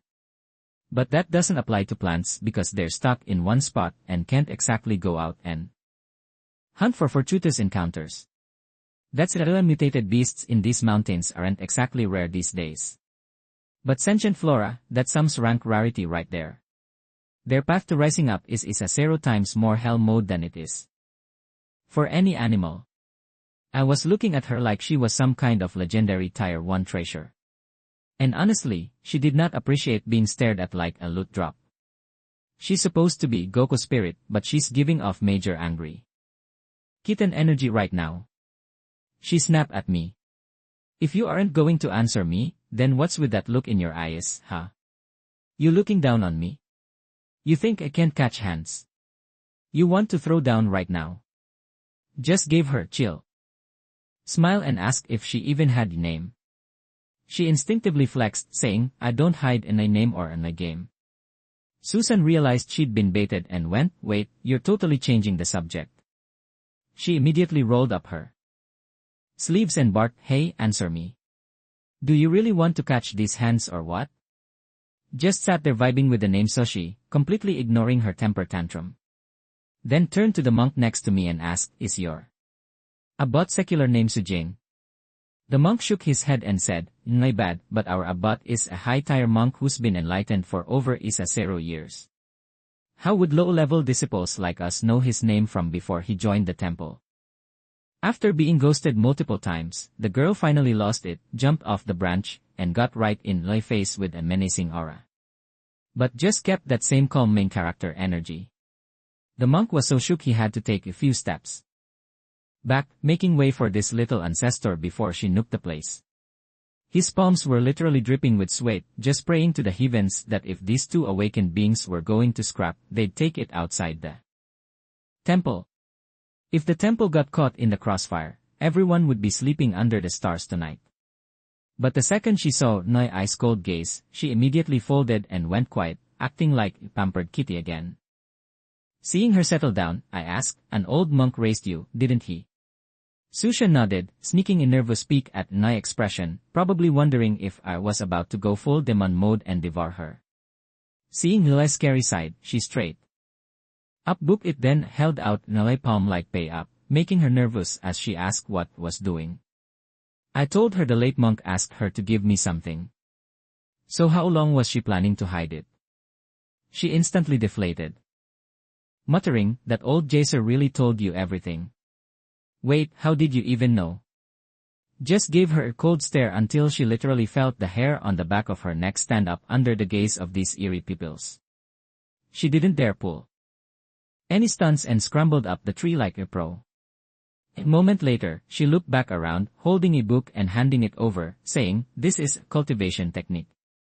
The old man insisted, keep it safe, saying I should give it to the temple's very first incense offering guest. I cracked the book open and skimmed through a few pages.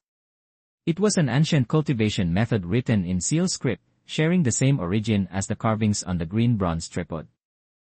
Unlike the ancient books offered Eli those wealthy families, which are mostly just vague lore or theories, this right here was the straight-up real deal.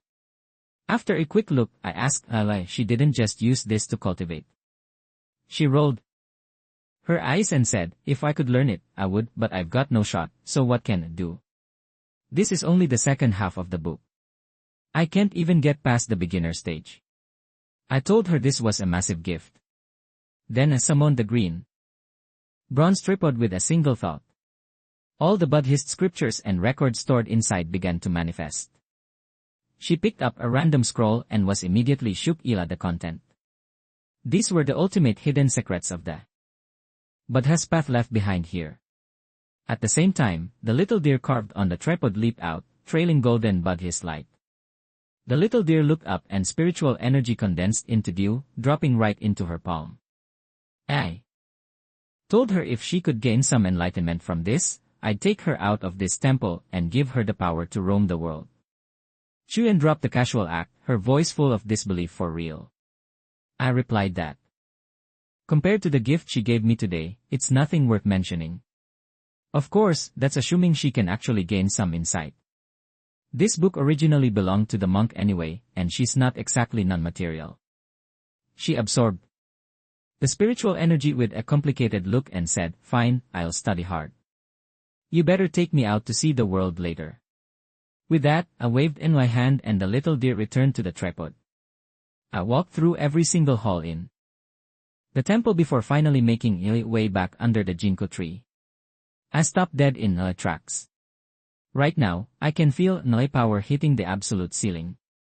But since I'm carrying the Taihong aura, blending perfectly with these mountains, the presence is completely masked.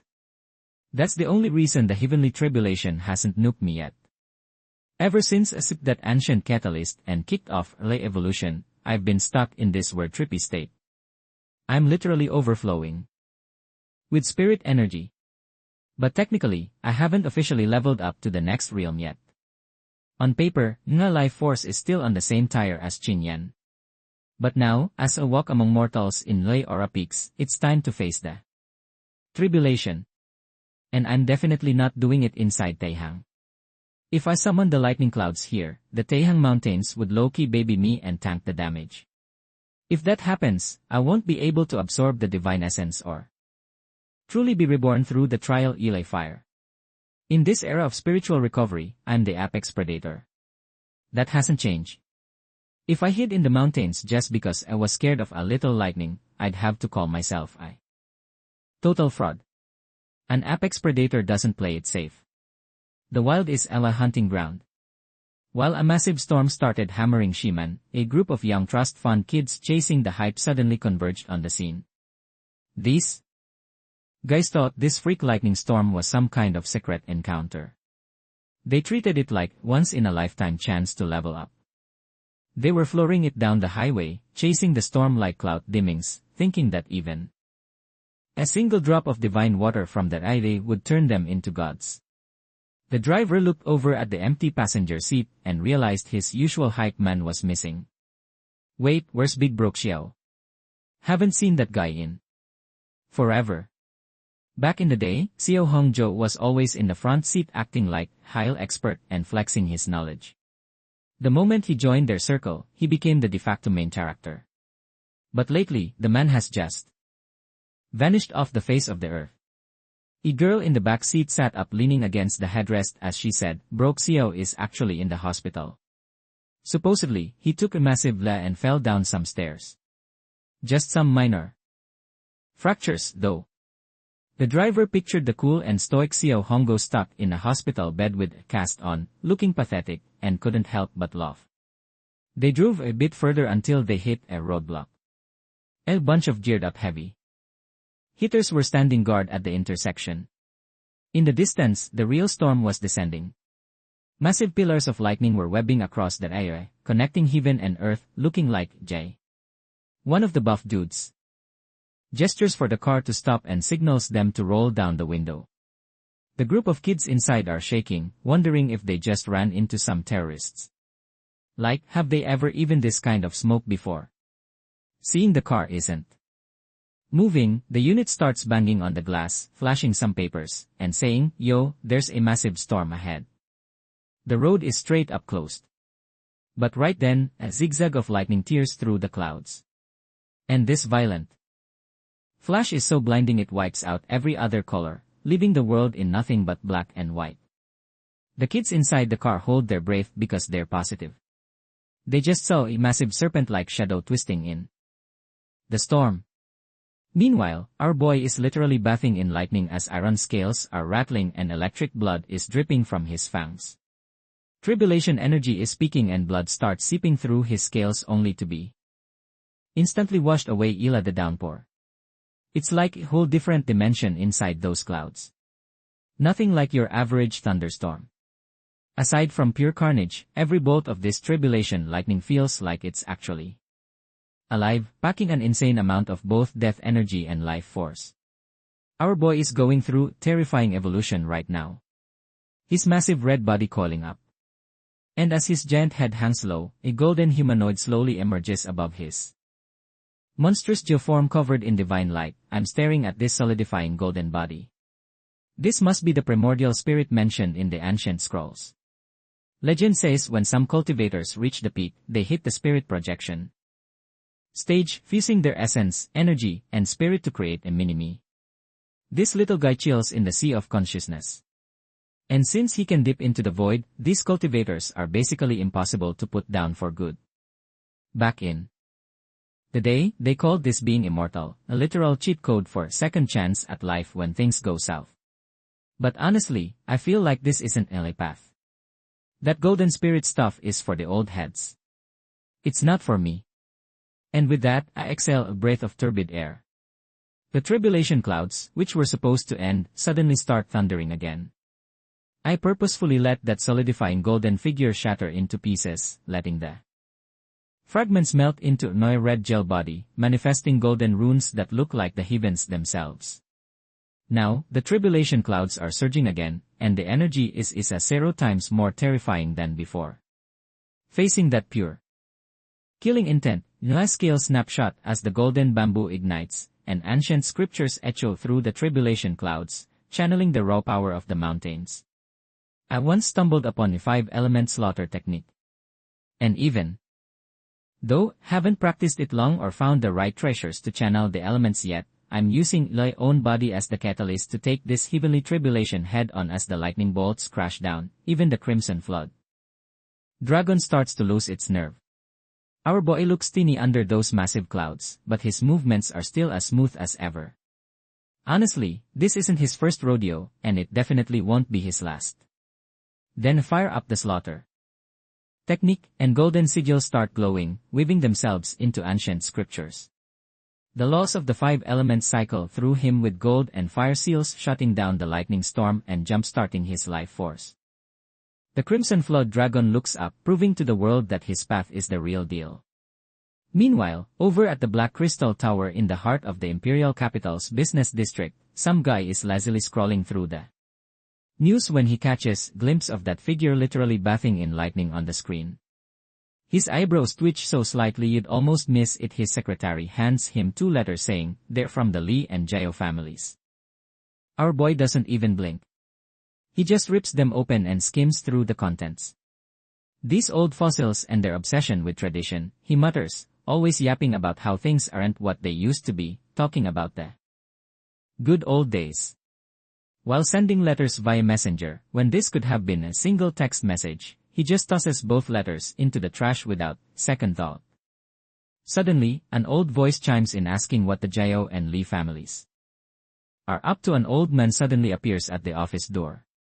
Our guy is actually surprised for once. "Grandpa Chang'an, what are you doing here?" The old man just chuckles. "It's not just me. All the old Jacers from the ancestral land are here. Things are getting spicy and they couldn't just sit around anymore." He nods, getting up to leave while telling his secretary to prep the medical gear and the conference room. As soon as they're out the door, the old man's voice turns serious. The Crimson Flood Dragon is in trouble. They made a huge scene back at Mount Taihong. And now that things are going south for the dragon, they're starting to panic. They've been acting like they're untouchable for too long. Now, for the first time, they're feeling someone's hand around their throats. Their lives aren't in their own hands anymore. Our boy looks up and asks the real question. "Okay, but what does that have to do with Yes and the Gu family?" The old man's face darkens. "The Jiao and Lee families have been our allies for generations. They're begging for our backup." Guan's voice turns ice cold in instant. "Grandfather, already risked my life to cut all ties at Mount Taihong. He warned me 1,000 times not to mess with the Great Dao ever again. And today, you lot still think you can butt in?" The old man's voice dropped an octave. "Who taught you to catch an attitude with your elders? The only reason we're even letting you run the Gu family's legacy right now is strictly out of respect for your grandfather's sacrifice. Otherwise, between Gachu's death and the loss of the Absolute Sword, once we settle those debts, do you really think you'd still be sitting pretty in that chair?" Our boy didn't even blink. He just stared the old man down and asked, "Did you forget something? You didn't choose me to lead the Gu family.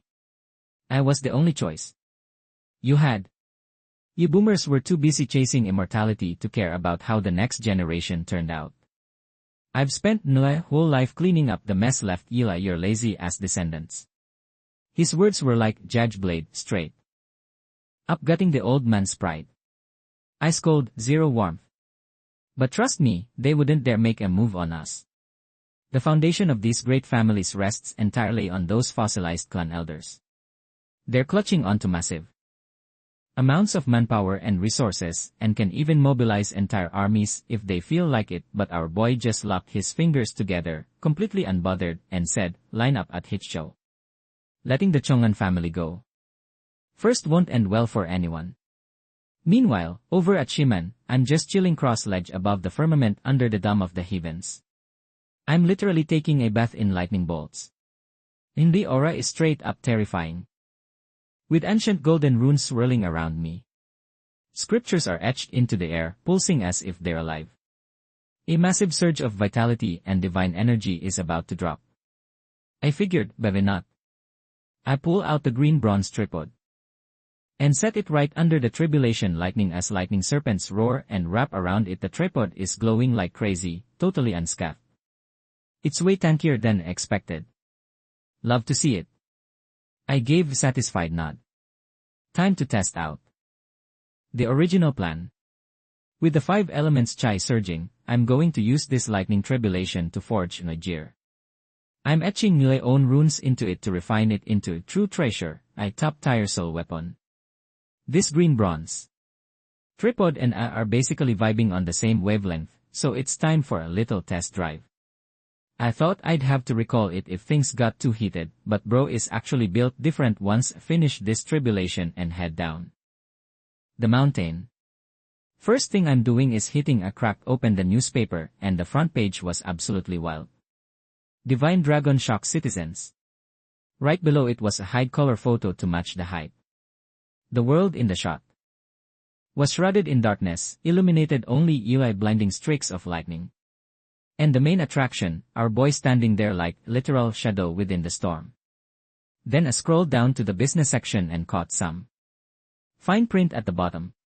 It said the subsidiary under the Xiao family is currently in talks with the Li Family Corp to cook up new product collab. I tossed the paper aside and let Silent Flame incinerate the whole thing into nothingness. Then opened my mouth and muttered to myself like a true MC, "Berry, wouldn't they want to bring out the ancient cultivation records?" Right then, a massive clap of thunder jolted this old man awake from his nap.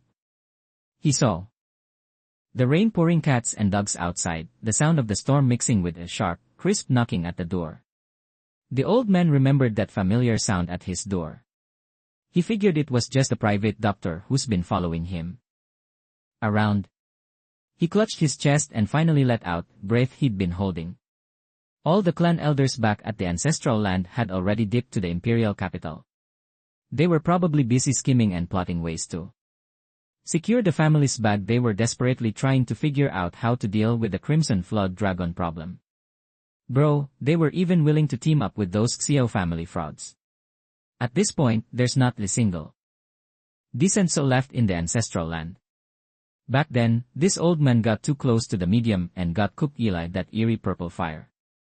Ever since he got back from Taihong, his body's been like deflated balloon.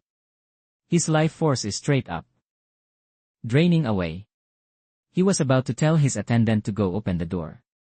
But then he realized something was off. The spot where his guard should have been was empty. The only thing in the room was a bone-chilling draft. The old man realized what was happening and his pupils instantly shrunk. You don't live to be isang daan ilay being clone. He wasn't about to bet on luck. He knew exactly who it was.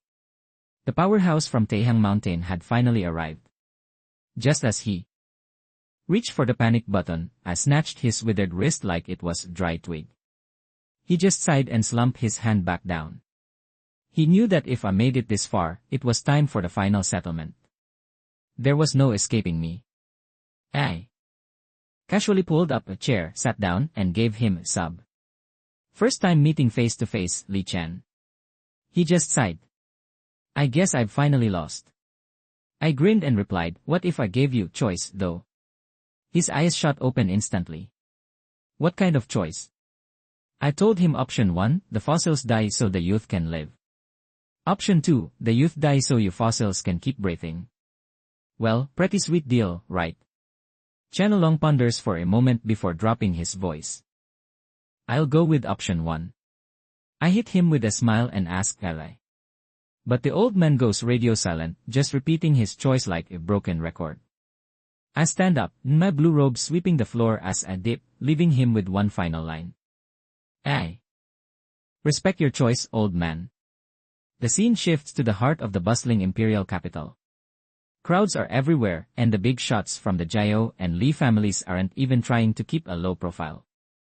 They've opened up the main hall and the entrance is absolutely swamped with high society elites. On the surface, it's just some business talk between the young blood of the two clans. A strategic partnership, but in reality, behind layers of top-tier security, the clan elders are all gathered, and the power level here is even higher than that day at Taihong Mountain. Inside the conference room, the elders are making a whole lot of noise. What's the word from the Gu family?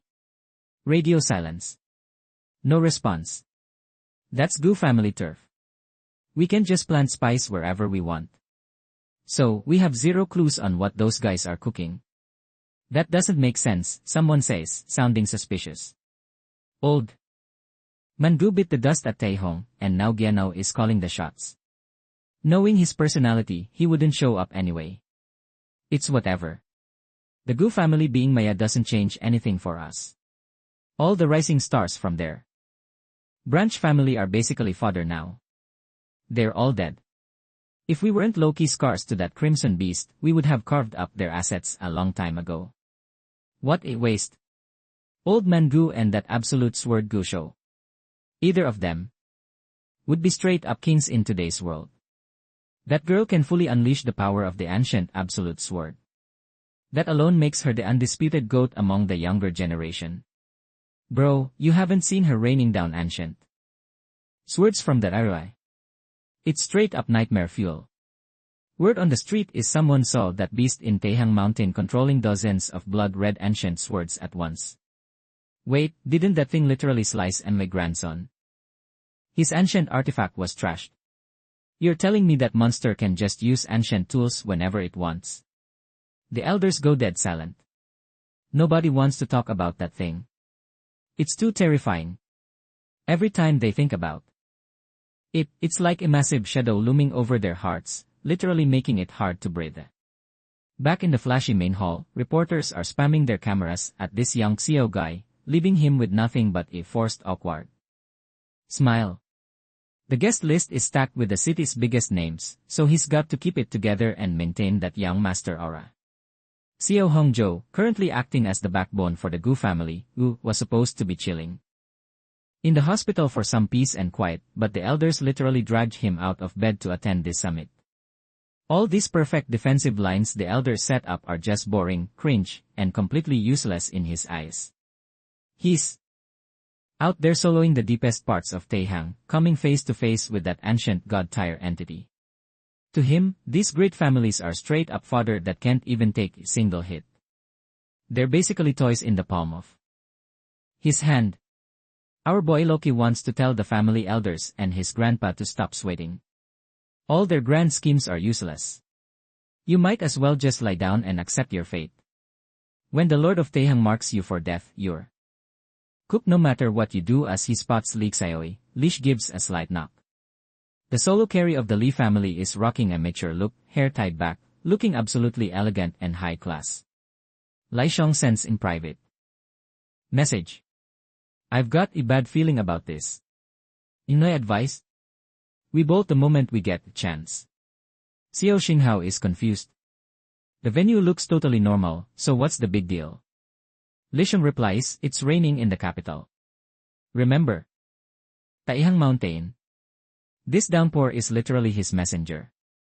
Finding this place is a walk in the park for him, which means we shouldn't stay here another second. The faster we leave this drama zone, the safer we'll be. Zhao Xingzhou wants to say something back, but suddenly he spots a figure in a black robe with red patterns chilling in the corner of the hall. That vibe completely out of place in this modern city. As if sensing the gaze, the figure looks up and hits him with a gentle smile. Zhou ignores the confused girl next to him, his voice literally shaking as he mutters to himself, no point running. He's already here. She follows his gaze, sees the smiling youth. With that ancient aura, and her heart straight up drops. Back in Taihong, this monster was basically one-shotting everyone on sight. Even if you brought an ancient artifact, he just sliced you in the jeer in half like it's butter. She personally saw the aftermath when her family tried to recover those artifacts. Total annihilation. Not even scrap left to recover. Without a second thought, she plays it cool and starts drifting toward the edge of the hall.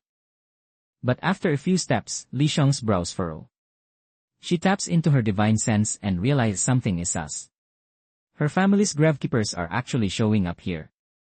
These wandering ghosts stop between secret history and reality. These guys can sniff out spirit veins and uncover ancient tombs full of prime artifacts. They spend their days lurking in the middle of nowhere where normal folks don't dare tread. So what the hell are they doing showing up here? Of all places. These guys are literally mindless drones. They're just convenient disposable tools for their masters. But for these tomb rippers to show up in this plaza, the clan Jacers must have authorized this hit. Some Shadow Dweller coldly orders the hit strike first. Don't let that beast have time to use his hacks. Back in the hall, Lei Song's face completely drops. She picks up an ancient rhythmic vibe hidden in the music. It sounds like a hollow whine trying to yank her soul. With her divine sense active, she's the first to catch on. She whips out napkin and starts scribbling info like her life depends on it, but this place is locked down. Eli, soul-snatching melody, so she can't even send a email to Xiao Hongzhou. This whole thing is a setup. They aren't just hunting the Scarlet Flood Dragon of Mount Taihong. They're trying to wipe out everyone in the building. Suddenly, a sharp golden glint flashes behind her. Someone's going for a one-shot kill. Best girl dodges, kicks off her heels like a pro, and flicks that folded napkin out like high-speed projectile.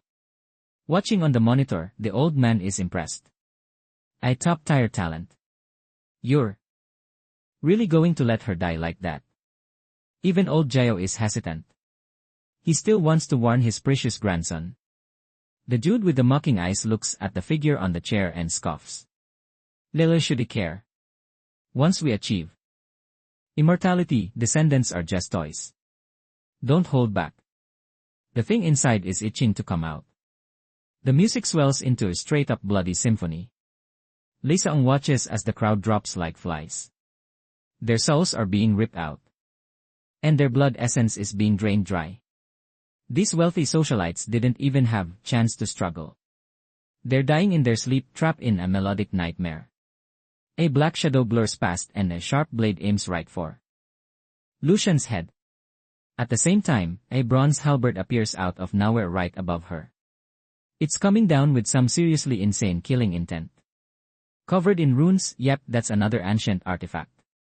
The next second, I show up and catch it like it's nothing. I chuck it aside and grab the assassin Yula the throat.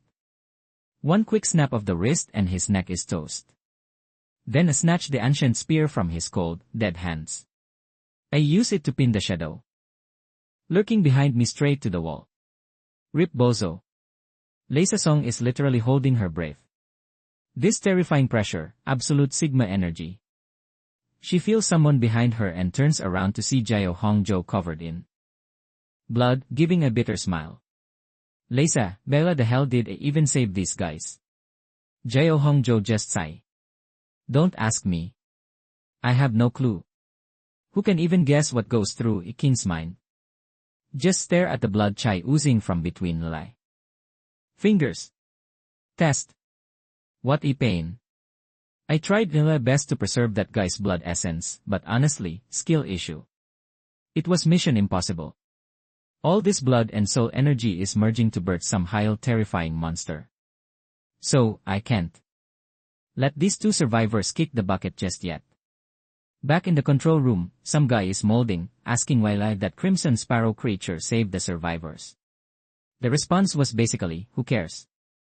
It's not in the script, but since there's more blood than expected, they're letting the Gravebreaker open the altar. Once that legend makes his comeback, it doesn't matter who's alive. Everyone's just becoming a snack anyway. The main hall, I can hear some creepy chanting. It's ancient, the kind of language that I've seen at all levels of history baked into it. Shadowy figures are standing up from every direction. They look like Neo with zero brain cells, just robotically chanting that ancient tongue. The sound is massive, like divine bell harmonizing about life and death, the literal ebb and flow of existence. Then boom, the entire hall floor just gives up and collapses, plummeting 3,000 metro down into an abyss filled with towering stone pillars. It's pitch black, but then a massive blood-red eye just cracks open in the void. The iris is twisting and condensing, forming something tangible, an actual physical form page of an ancient scripture manifests in the pupil, radiating an aura so bleak it's straight up death for anything it looks at. Standing at the bottom of the pit, I watch desiccated corpses rain down like some cursed storm. The air is thick with crimson killing intent. This evil eye is absolutely unhinged, pure tyrannical energy. Rivers of blood are rushing toward it, being absorbed into that ancient scripture. It's bound in massive red chains, and every time it struggles, the whole altar starts catching a vibe. And you vibe, I mean an earthquake. I summon the heaven shrouding cauldron to cover us, pulling those two inside to save their lives. In this bottomless pit, if you don't have a top tier artifact protecting you, you're basically fodder. As the blood rivers drain out, the evil eye's madness chills out, and it starts actually thinking. It narrows its eye at me. Terrifying flames made of flowing ancient runes flickering in its gaze. Lei Saong and Xiaoying Zhou are looking like they've seen a ghost. The sheer pressure from that eye is shattering their mental. Seeing them shook, just turn and ask, any idea what that thing is? Just as Xiaoying Zhou is about to yap, beam of crimson light shoots out, turning any corpse it touches into straight-up nothingness. It reaches them in a literal blink of an eye, but the bronze cauldron above Enlai's head starts spinning, overflowing with insane life force. The ancient engravings on the cauldron's surface start moving like they're coming to life. Light shatters under those iron hooves. Xiaoying Zhou realizes we either crack the code of this domain's movement, or we straight up delete the boss of this spatial rift, since this whole altar is basically powered by the evil eye spirit. The next second, the chains go wild. The evil eye glows with pure malice and the thing actually starts looking smart. I seal those two inside the cauldron, planning to jump the evil eye before it fully breaks free from its seals. Out of nowhere, a gnarled, twisted hand appears, grabbing Xiaoying Zhou right ila the ankle. It's a living corpse that literally sucks the life force and flesh right out of you. Red scales erupt on the neck as I try to grab it. That hand is already scaly, and its full energy is straight up trying to corrupt the heaven shrouding cauldron. The cauldron's runes start spinning, and a fire spirit breathed in black flame spawns in to incinerate the trash energy. But because the cauldron was busy, our boy Jiao Xinghao missed his window to get inside. That corpse crawls all over him, drowning him in a bloody mist. His energy spikes as he unleashes golden Reno ancient art to blast the corpse back. But that withered hand just pierces right through his mana shield, twisting his body until he's barely even human anymore. I lunge forward like damn railgun to rip through the blood vortex, but I'm too late to stop this nightmare from reviving. A burst of divine fire erupts from the heaven shrouding cauldron. The fire spirit tries to nuke Xiao's body in that creepy eye, but ends up taking a heavy hit instead. Once the mist clears, a tall humanoid freak is standing there, its right eye glowing with a bloodthirsty crimson light. It's holding a bone blade dripping with blood in Xiaoying Zhou. Bro is nowhere to be found. The monster locks eyes with me and actually starts yapping. Another young soul realm great demon, it mutters to itself.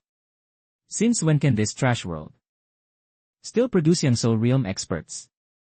Then it starts talking about turning me into its next snack. I start chanting an ancient killing mantra. The symbols on the cauldron surface begin to glow and manifest, summoning the true spirits of the dragon elephant and the soaring snake. That ancient blade swings down, decapitating the soaring snake and slicing the legs off the dragon elephant. But these true spirits have infinitely, even taking out a tribulation branch in an instant. I'm stuck in a stalemate, having to rely on these spirits to stall the monster. Meanwhile, I asked Lee Xiong if she had any ancient cheat code scriptures to hard counter these demonic entities. Leung mentions a Buddhist scripture looted straight from the tomb of the golden body are hot. This thing is so high level that just trying to learn the basics would literally end your whole career. I had her share the memory with me so I could peep the contents. Suddenly, Nile Dragon Elephant True Spirit lets out a massive roar. Chants start flowing from its mouth, vibrating with the holy frequency of the scriptures. Divine Buddha-like radiates out, making those evil fods scream in pure agony. Their souls are literally getting erased under this holy glow. I'm moving like a flood dragon throwing hands with this monster in a total death match. It's air blades versus scales. Pure monster. Energy. Steel meets scales, carving out bloody scars as they scrap. Suddenly, something starts creeping toward the center of the zone. The monster gets its arms locked down like some nasty killing chains. And then it takes a massive green bronze tripod straight to the face. Talk about a headache. I'm trying to seal and rip this thing apart, but while the green bronze tripod has insane ease, its mobility is trash. I literally rip out the monster's right eye and hurl it onto the altar, using the eye covering tripod to pin down weird red demonic glow. I look up, ready to delete every single ghost still lagging around the mortal realm. Meanwhile, Gun pulls up to the meeting room like a boss. The clan elders realize this man is literally triggering a spiritual energy tidal wave. A sword arrow appears wrapped in high tire runes. It's glowing with glazed light as it pierces straight through the demonic shadows. The impact sends out a massive shock wave that shakes the whole place. That hidden old man is absolutely shaking in his boots right now. Turns out that arrow was loaded with Vodra glazed beads capable of summoning Isa 000 Buddhas. The eye is suddenly filled with Buddhas chilling on clouds, staring down that demonic wood bell statue. They start chanting and a massive palm comes falling from the heavens. It literally slams that demonic statue deep into the altar. The tomb destroyer gets caught in the golden ripple. Bro gets flattened instantly as the golden wave washes over him. He's completely erased like someone just hit delete on his existence. That giant palm presses down on the statue, shattering the bloody aura and burying the demon deep underground. This Buddha versus demon showdown is so intense, the shock waves could literally flip the entire region upside down. But the moment that massive hand vanishes, everything goes back to normal like nothing ever happened, leaving nothing but a massive crater in the ground. Proof that an ancient Buddha had just descended on these clones. A display of true Buddhist killing intent reserved only for those who are beyond saving. After a roar of flames, the elders are finally snapped back to reality. And under the moonlight, a massive pale tiger towers over the ruins of the assembly hall, which is now completely trashed, while its glowing green eyes lock onto these jasers. It's the ferocious tiger of Mount Taihong. What the hell is this beast doing here? Blue lightning flashes and the tiger instantly blinks right outside the room. Its claws rip through the wall as it looks down on them like total fodder. Guan is just laughing in the corner, enjoying how pathetic these elders look, thinking he moved too fast and didn't get enough time to savor their terrified faces. But then his eyes land on the corpse in the chair. It's old man Xiao Shang Xiao Hongzhou's grandfather. His smirk vanishes as the tiger suddenly speaks. Young master, where is the master? It checks the altar, but it's so clean there isn't even a single drop of blood left. Owen explains that this is a spatial rift teleportation array buried under the floor. And once it's activated, it drags everything on the surface straight down. Plus, the ones fighting your Scarlet Snake belong to an ancient great sect that once ruled the world. The imperial capital's layout was built specifically to fuel this altar and keep that clan suppressed because a clan like that doesn't stay dead easily. The elders finally realize that Guan and this Mount Taihong beast are in cahoots. They want to talk smack, but after looking at the situation, they realize that opening their mouths would be a low-way move, so they're forced to swallow their pride. Like cowards. Killing intent flares in the tiger's eyes as it steps forward. If the young master doesn't make it back, you're dead.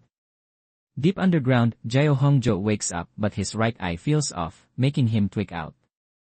Li Xiao starts trolling. You looked like Chad while sleeping. Really, do you look so goofy now? I see his confusion and just say, I lent you drop of early blood. Li Xiao keeps joking. Hurry up and thank the young master. Our boy literally brought you back from being half a corpse to a living human. Now Jiao Hongzhou is even more lost.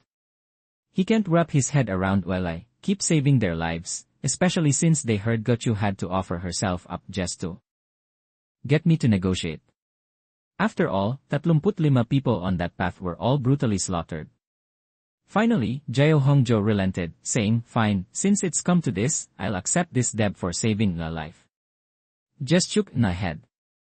Inside, bro, you're actually built different. It's like you Loki didn't even want me to save you. Jiao Hongzhou knew deep down he owed me big time for this favor, but I've got nothing to pay you back with right now. That's honestly making me feel pretty uneasy. See, the Li family always preferred clear price tag on every transaction. Xiao Hongzhou instinctively clenched his fists. Bro had never been this stressed in his entire life. The pressure radiating off this guy was just too insane. If he accidentally triggered his death flag, he wouldn't be the only one cooked. Li Xiong would definitely get caught in the crossfire, too. I paused for a second and then said, all right. Fine. I'll give you condition then. I then locked eyes with Lei Song, who was already plotting her escape, and shouted, yo, little girl over there. Where do you think you're going? You really think you can escape this rift? Get your butt over here. You need to hear this condition, too. Lei Song slumped down, looking totally defeated, muttering under her breath, I was just scared you guys were going to throw hands. I asked them if they even knew. That way I pulled up to the imperial capital. Xiao Hongzhou gave a forced smile and said to cause us trouble. He knew damn well I didn't come to the capital just for vacation. I straight up told him, I'm here to sweep away the trash.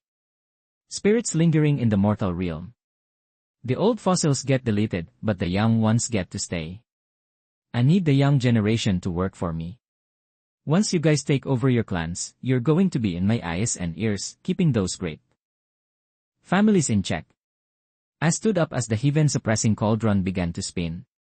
Now, any ideas on how we're getting out of here? I kept my eyes locked on that blood-red figure, a humanoid form woven together really ancient. Blood-soaked runes. It seemed to be calculating something as blue lightning flickered around it like a beast. It only cared about finding out what happened to the MC, which is the only reason it hadn't already turned these clan elders into mincemeat.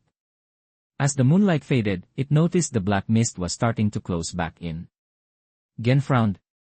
The altar is straight up trashed and the stone statue's blood spirit is gone. But that ominous black mist is respawning out of nowhere. Normally, the Vadra glazed seed needs some serious offerings or massive merit to summon divine Buddha Phantom. But right now, our boy has 0 ways to max out its merit points to reach completion. Turns out this Buddha's treasure wasn't even meant for the MC. It was actually a tool to send these wandering ghosts straight to the afterlife. Qing Yan is glowing with murderous intent, ready to turn these clan elders into literal meat paste with a single strike. Since the black mist is back, he's done waiting and just wants to wipe out these old farts once and for all. But before he can even make a move, the elders' bodies start swelling up like crazy. Pure terrors frozen on their faces as they start looking absolutely demonic, like they just crawled out of the deepest pits of hell. It happened so fast that these old losers didn't even realize what was hitting them. Then, boom, their bodies pop like overinflated balloons.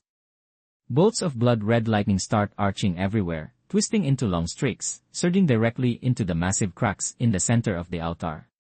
Suddenly, a pitch-black hand reaches out from the abyss. The massive demon statue crawls out, rocking 3 heads and 6 arms. This absolute unit has 3 eyes, 4 horns, a green face, and golden fangs. It's a literal mountain of a monster. Its massive frame blocking out everything. Its pupils snap open. Hungrily swill up twisted souls like Gian shook. No way. Is that the heaven-shrouding demon statue?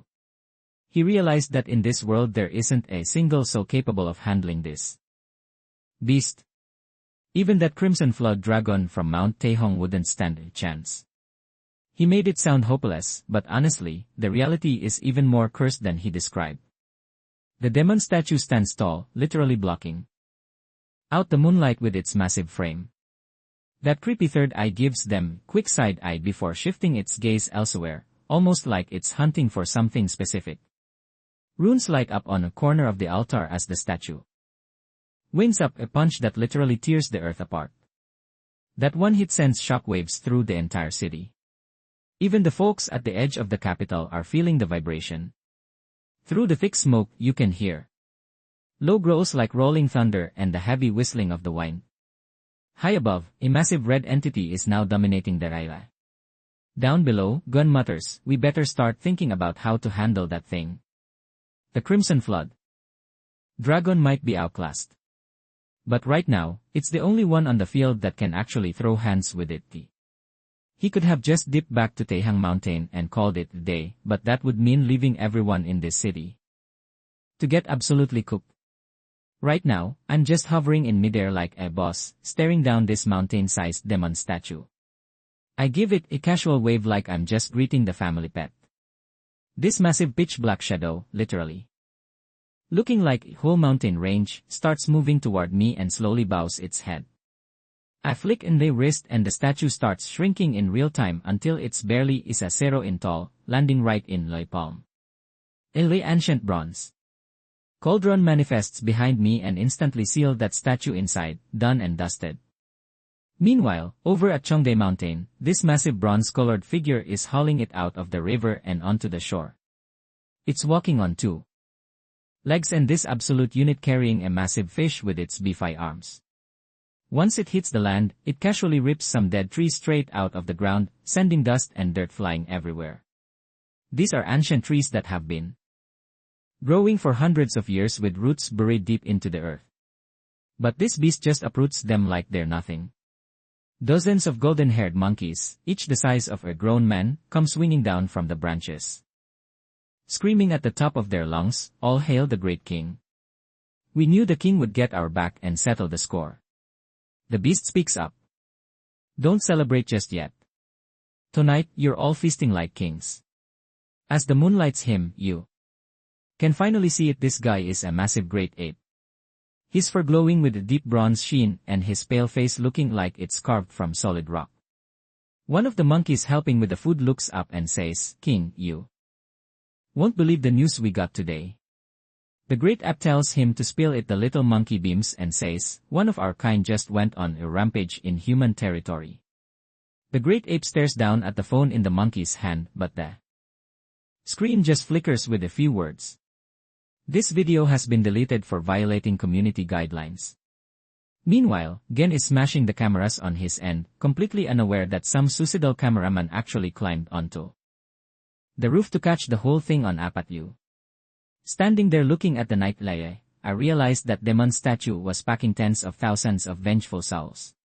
All that pure hatred and the screams of those souls. That's where the statue gets its insane power. Tens of thousands of them. Meanwhile, the entire crowd at the venue didn't even hit 5 digits. Seems like some ancient bozos tried messing with the altar back in the day and failed miserably.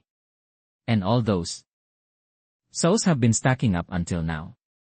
Qingyan walks up and asks me, so, are we heading back to Taihong? Just shook in my head and told him I'm chill for now, then sent him packing while telling him to stay safe. Right then, a big brain idea hit me. I could just send this restless spirit straight to reincarnation. Qingyan gave me a long, meaningful look before turning into a bolt of lightning and dipping. That's when Xiaoying Zhou and Lisao piped up behind me. They were bowing low, looking absolutely respectful. I was confused like, bro, what are you guys even doing? Lisaong kept it 100% serious and said, we're pledging our undying loyalty, boss. This is how we humans show our absolute devotion. May the heavens be our witness. Meanwhile, Jeoing was acting way more normal. The Xiao and Li clans are basically dealt with now. We were already the ones running the family businesses anyway. Those old fossils dying didn't really affect us at all. We lost some connections, but honestly, trimming those dead branches was the right call. The roots of these great clans run deep into the human world. I can easily chop off the branches and leaves, but can't touch the roots without letting the whole clan spiral out of control. So, why not just make ourselves the masters of these giant trees instead? He narrowed my crystal clear eyes and said, "The great bamboo sacrifice is coming up and it's going to be hype. Want to go check it out with me?" In the dimly lit old streets of the imperial capital, we were listening to a storyteller outside, shop dropping some deep lore. Rumor has it this old man is a legendary storyteller, and since it's festival season, a huge crowd had already gathered. The old man's voice was booming and crystal clear, carrying that raspy seasoned vibe that only comes with age as he spoke. Today is the first of the month on the Great Yan calendar, the month of the Great Bamboo Sacrifice. So, let's dive into the legend behind this whole celebration. They say inside the ancestral temple, you live like a god. And under the wooden gates, legends are born. This temple is where the high priest of the great bamboo resides, the one who rules over the ghosts, gods, and the balance of yin and yang for the entire kingdom. Back then, the Great Yan dynasty suffered a brutal 3-year drought, and the heavens wouldn't drop a single ounce of rain on them. But Ellie was that. Turns out, up in the north, there was this legendary girl in green. This girl in blue, the daughter of Heaven and Earth named Be, descended to the south, packing some serious divine power and carrying a mysterious green lamp, which legends claim could literally incinerate the entire Yellow River.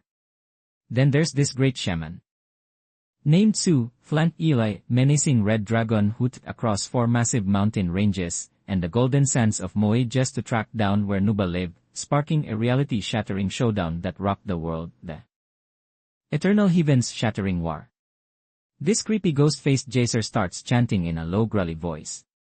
His tone seasoned Eli time, trying to drag the listeners back to the vast primordial era to witness a filled with straight-up immortals and budhas. The great shaman finally returned to the divine capital, performing a ritual dance that made the gods themselves bow down. Today's great festival is basically a massive tribute to this absolute unit's legendary feats for the world. Once he finished yapping, he scanned the crowd and spotted me in the corner just as turned to leave. I looked down and out of nowhere, a golden leaf had materialized in my hand. The old man stroked his beard and whispered under his breath, "It's that person from Mount Taihong. I've been camping here for 3 days, waiting for this festival to start, and man, the crowd here is like a tidal wave. Even the chaos that hit the capital a few days ago couldn't ruin the hype vibes of this grand event." Of course, this piece was only possible because Xiao Hongzhou and Lai were putting in serious overtime these past few days. Everything's stable now, and while plenty of people got smoked in that recent scheme, they were all just replaceable fodder anyway. Over at the Wei Mountain courtyard, Chuan was chilling on tree branch, tilting her head, making a 6 sign with her hands, and holding it over her head while softly humming some tune. When she saw me coming back, our girl rubbed the back of her head, acting all Larry for once, saying she couldn't gain any enlightenment at all. Lately, she even swapped her habit of shaking tree branches during the day to studying the monk's path all night, even going as far as eating vegan and chanting sutras with the temple monks. Just cracked a smile and said, "My bad. I messed up. She doesn't need to follow the path of some monk because she's already hiking a path that's uniquely hers. The monk spent enough time with her to see the truth clearly.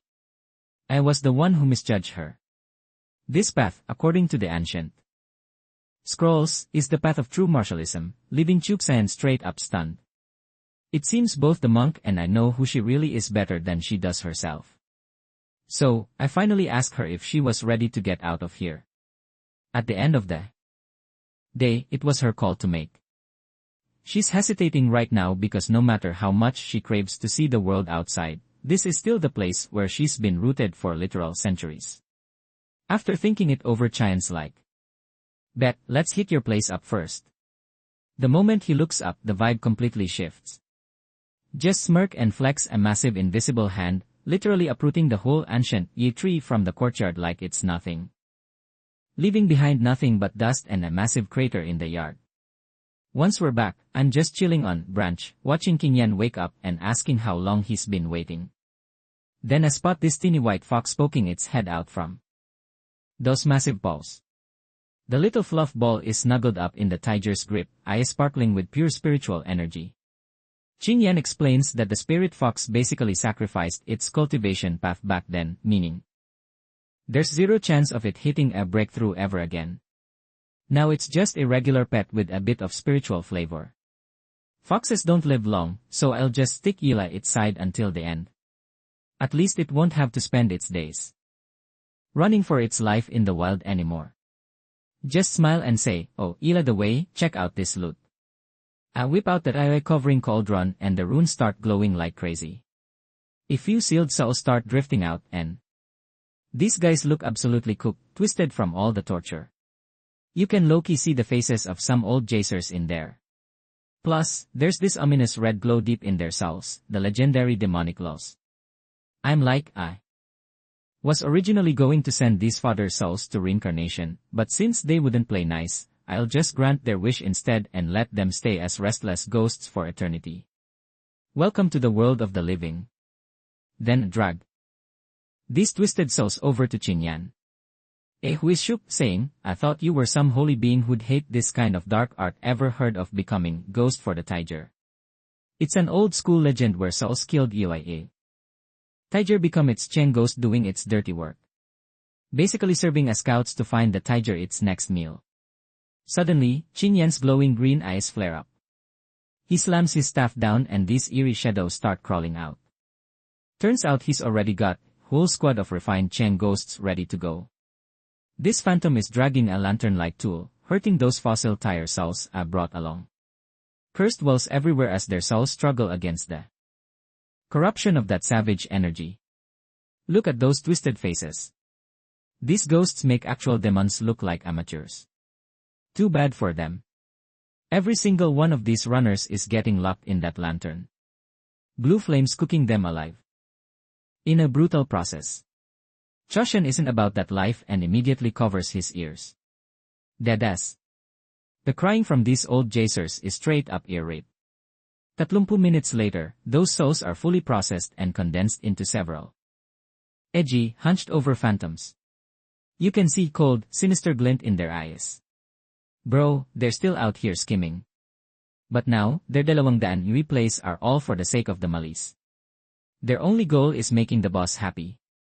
Goxi Qing Yan grunts and the ghost squad instantly vanishes into his shadow. At the end of the day, these summons are just side pieces. Real Vira rely on their own lethality in a fight. Our lightning teacher licks his claws, getting flashbacks to that time he was getting jumped and pinned down at Taihong. If his lightning was actually cracked enough to break that woman's formation, our Nsu wouldn't have had to come and carry him. Ira the way is that great bow working out for you. It took some damage during the crossfire that day, and it finally snapped for good after sniping that diamond blaze arrow at the human capital. What about the array flags? Wei Kaijen's flags were mid to begin with. And I don't have repair manual. They're basically trash now. Lin stays quiet. I've already memorized the lightning law engraved on that bow. It's been a huge help. I've been grinding a understanding of it these past few days. The array markings are useless to me, though, so just toss them aside. Qing catches the vibe. Master, do you need some ancient artifacts that fit your style? It's just that I'm dipping from Taihang today for a long trip. Wait, where to? Qing Yan is shook. Our boy points toward the stars over the western Kun Mountains. He knows he needs a massive power-up for this journey. Qing Yan realizes that if Taihong has awakened beings, those other ancient mountain ranges are definitely crawling with monsters, too. Kun Mountain is the A of all mountains, the #1 divine mountain under heaven. Our Msa definitely needs some insurance if he's heading to Kun. After all, he's entering someone else's turf now. His mountain god of Qingyan figured she had no business telling our Msu what to do, but with the era of the Great Awakening about to hit its peak, heading to the far west was basically suicide. Mission. Can I tag along with you, Lord? Qingyan hesitated for a second before finally shooting her shot. Chuxian, who was busy feeding birds on branch, did a total double take. Her hand froze midair, the fruit not even reaching the beak before the bird unceremoniously snatched the snack right out of her fingers. Little kitty, you just looking for an excuse to go out and flex on some fools. She teased. Ye, Qingyan muttered, feeling a bit called out. I am just worried that if I leave, Mount Taihong will be completely defenseless. Look, you're eking among these awakened scrubs, but since you haven't actually ascended to the next life tier, you're bound to run into some real smoke. Lian's trip to the imperial capital already took out the trash. And now that the Gu family has been wiped, he's keeping a close eye on Jiao Xingzhou and Li Sang. As long as those two are still heading their clans, the Jiao and Li families will basically be his eyes and ears, keeping those pesky mortals from snooping around Mount Taihong. So, for now, nobody near Taihong is crazy enough to mess with these mountains. But with the world going through this massive change, some peerless monsters are bound to spawn eventually. It's a literal jungle out there, and he isn't exactly vibing with the uncertainty. But ascending to a higher state of existence, that's not something you can just do overnight, bro. Isn't heading to the Kun Mountains even more of a death trap, though? You might be king to these scrubs, but did you forget you can't even survive single casual move from me? Our boy just gave a smug smirk. His tone totally chill. I know Kun is a nightmare, but once I leave Taihong, I'm not just that same old Crimson Flood dragon anymore. If there's something above king level out there, then finally, I might actually get to experience real fight for once. But if an above king beast raids Taihong, you're basically fodder. You won't be able to hold the fort. Damn, this guy was straight up flaming her for being too weak to even spar with him. Qingyan. Teacher face pouted as she thought it over. It's about that time, Li Shen said, tossing the last seed to the birds, dusting off his hands, and standing up, causing the entire ancient camphor tree to shake like crazy. Suddenly, a massive unit covered in crimson iron scales uncoiled and took flight, exhaling in thick mist as he hovered beneath the canopy. The tree's sky-piercing canopy can't even hide this absolute unit's body anymore. This red flood dragon is perched on the ancient tree like living wildfire, looking straight up menacing. Li Chen looks up as the area-covering cauldron releases a massive surge of scan mystical energy. At the same time, our boy starts channeling his earth element arts. Even though he's only scratched the surface of this technique, digging a hole for a tree, light work. The spot is right in an open area near the old camphor tree. No bushes, just some weeds. Word on the street is that people are top here spirit stones for plants near the dens of awakened beings. He's out here wondering how much this patch of grass could actually net him. Li Chen shakes his head and flexes the area covering cauldron using that Xian energy to plant an ancient Goku tree. Thanks to the wood element nourishment, the roots dig deep in seconds and the soil seals up perfectly. Just like that, the old camphor tree has a new neighbor, this massive Jinko. As the Goku leaves rustle, a seductive female voice drifts out from within. Hey, could you at least try to be a bit more gentle? You're the one who said a little pain was nothing, our boy retorts. The MC just shrugs his shoulders, completely unbothered. Meanwhile, Qingyan is low-key confused, her green eyes struggling to process the scene. This Goku tree is straight up radiating Buddhist energy. But the Tiger Master is out here cultivating a path of demonic slaughter. Their Daos are basically polar opposites. Honestly, they're literally like night and day. Chochen's slaughter path is way too aggressive and fierce, while the Goku spirit is all about that no conflict Zen life. You guys should try living together for a while. Li Tishan suggests use each other's strengths to patch up your own cultivation.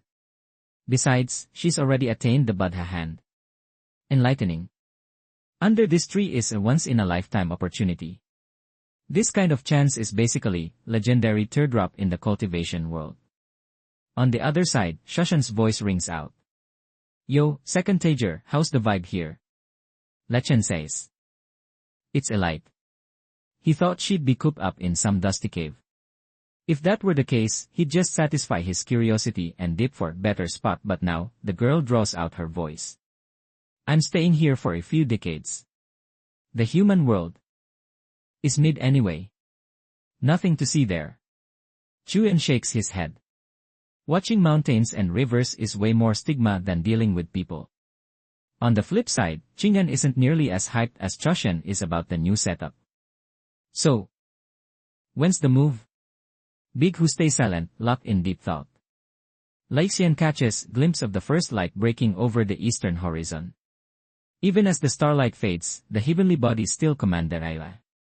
As the first rays of dawn hit Western Con, they illuminate a massive beast slumped in a pool of its own blood. Its torso is completely ripped open, exposing jagged white bone and a gruesome mess of internal organs. A literal lake of blood has pooled on the ground beneath it. Suddenly, a dark shadow rises from the massive carcass, spreading its wings. It's an absolute unit of a predator.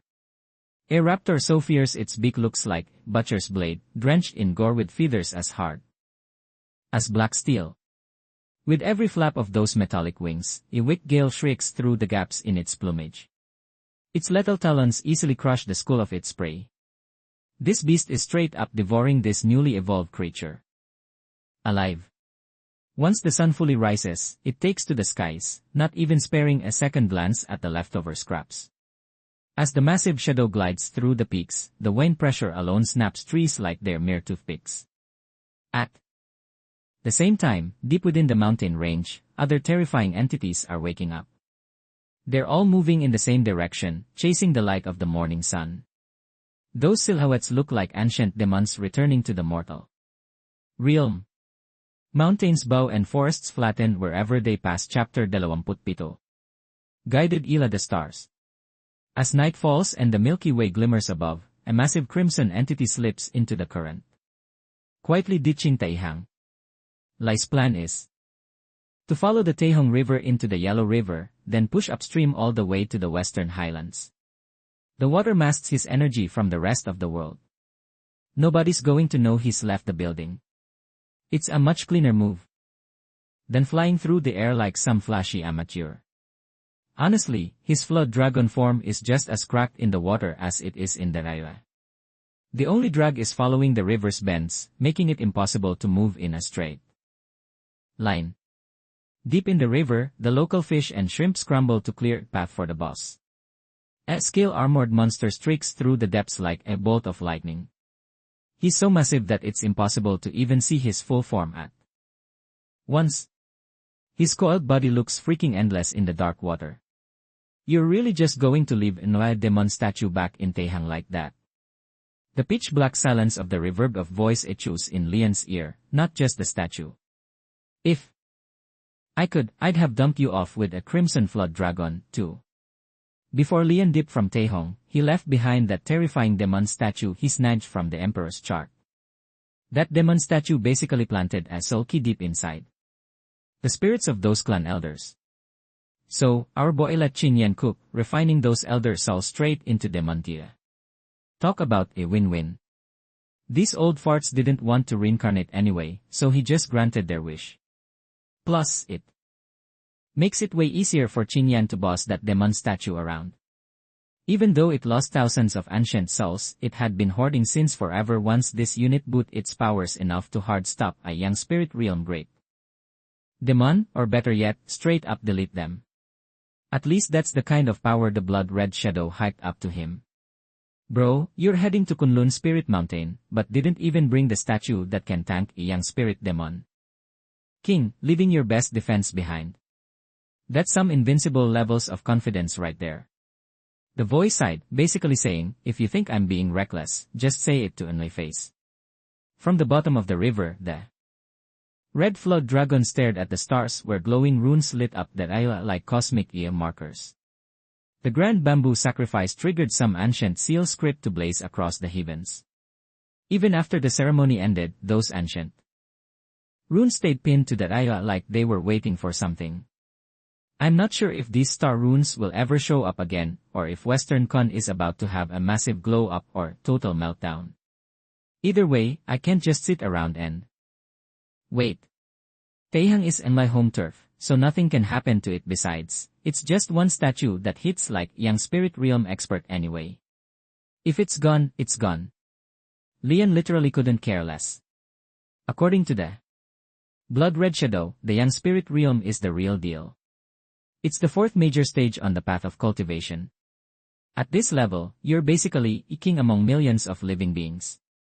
You can even forge golden body for your primordial soul. At that point, you're pretty much impossible to kill for good. When he talks about rising beings, he's just referring to noobs who just started their cultivation journey, transitioning from the high-end stage into the giant stage, which is only the second stage, the way. Qin Yan is currently at the third stage, the great giant spirit realm, where cultivators of that era would forge their soulbound treasures. They'd keep them in their sea of consciousness, nourishing them with blood essence to create ultimate trump cards. And our boy here, he's already at the young stage, the level after the giant spirit realm, basically making him original demon king. But for real, you're a straight-up monster.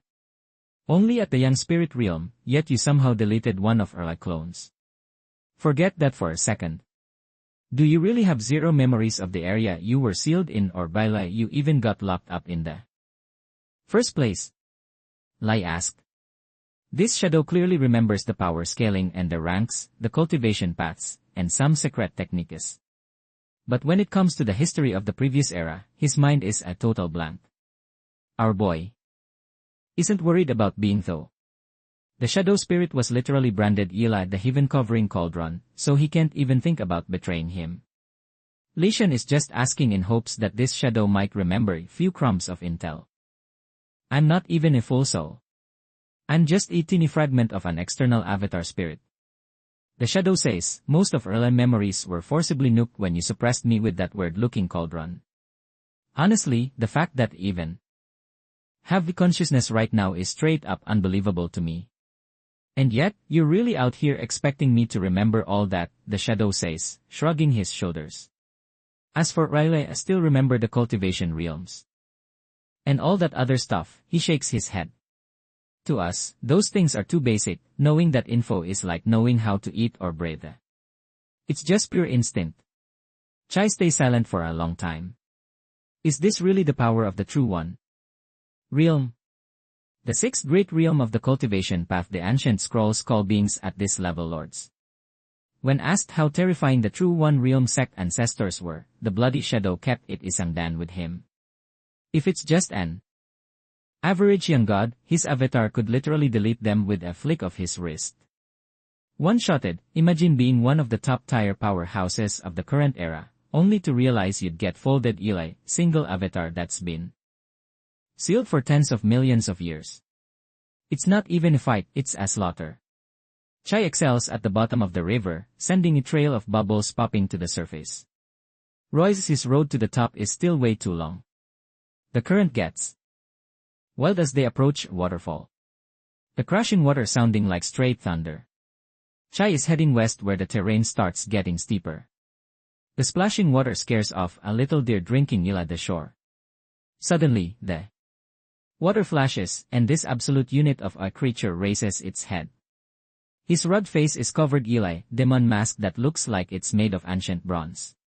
Water cascades off his iron scales and massive horns, forming a mini waterfall.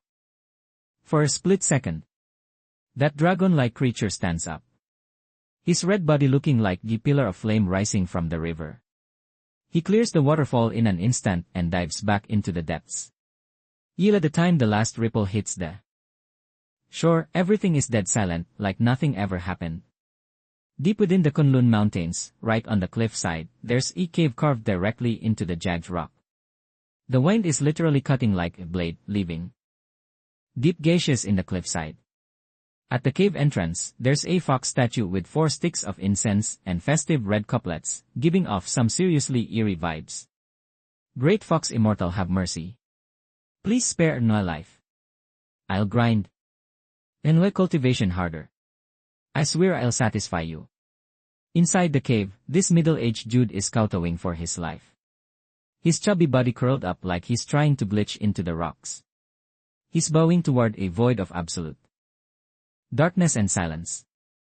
Lord Fox Immortal, please. Lord Fox Immortal. The guy is straight up howling, snot, and in tears, making a disgusting mess of his face.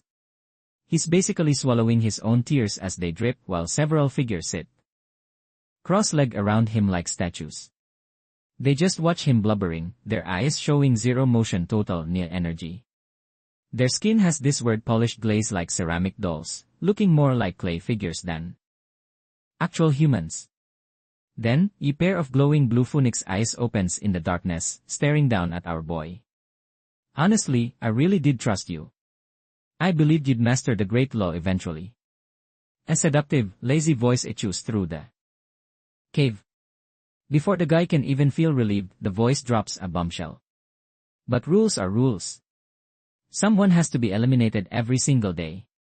Remember that guy you competed against a few days ago?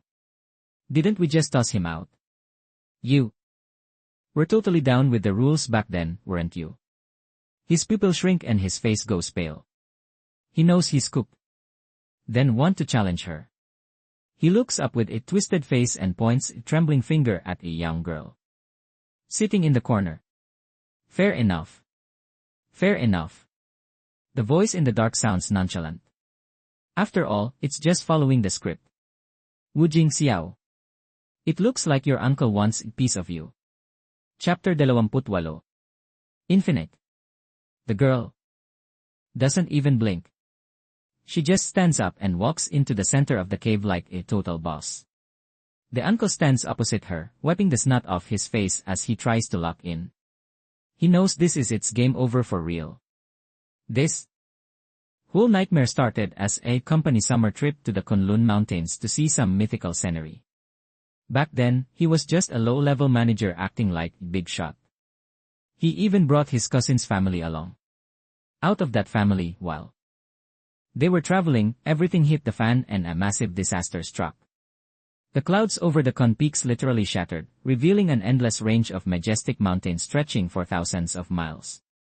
These peaks were so high they were practically touching the stars. Terrifying beasts started crawling out from the depths of the range, straight up, slaughtering any outsiders wandering into the Kunlun Mountains. Our group was trapped with no way out of this death zone. Staying here was basically a one-way ticket to the afterlife. But then a fox immortal who was worshipped there stepped in and saved their sorry hides. She moved them away from the bloodbath and into this cave, perched on a steep cliff. This fox immortal, whose power level was straight up unknown, even gave them cultivation technique to practice. They thought they'd cheated death, but they were actually walking into different kind of nightmare. Just when everyone was celebrating, the fox immortal dropped the survival rules for the cave. Rule 1, every day, the weakest link in their cultivation gets tossed out.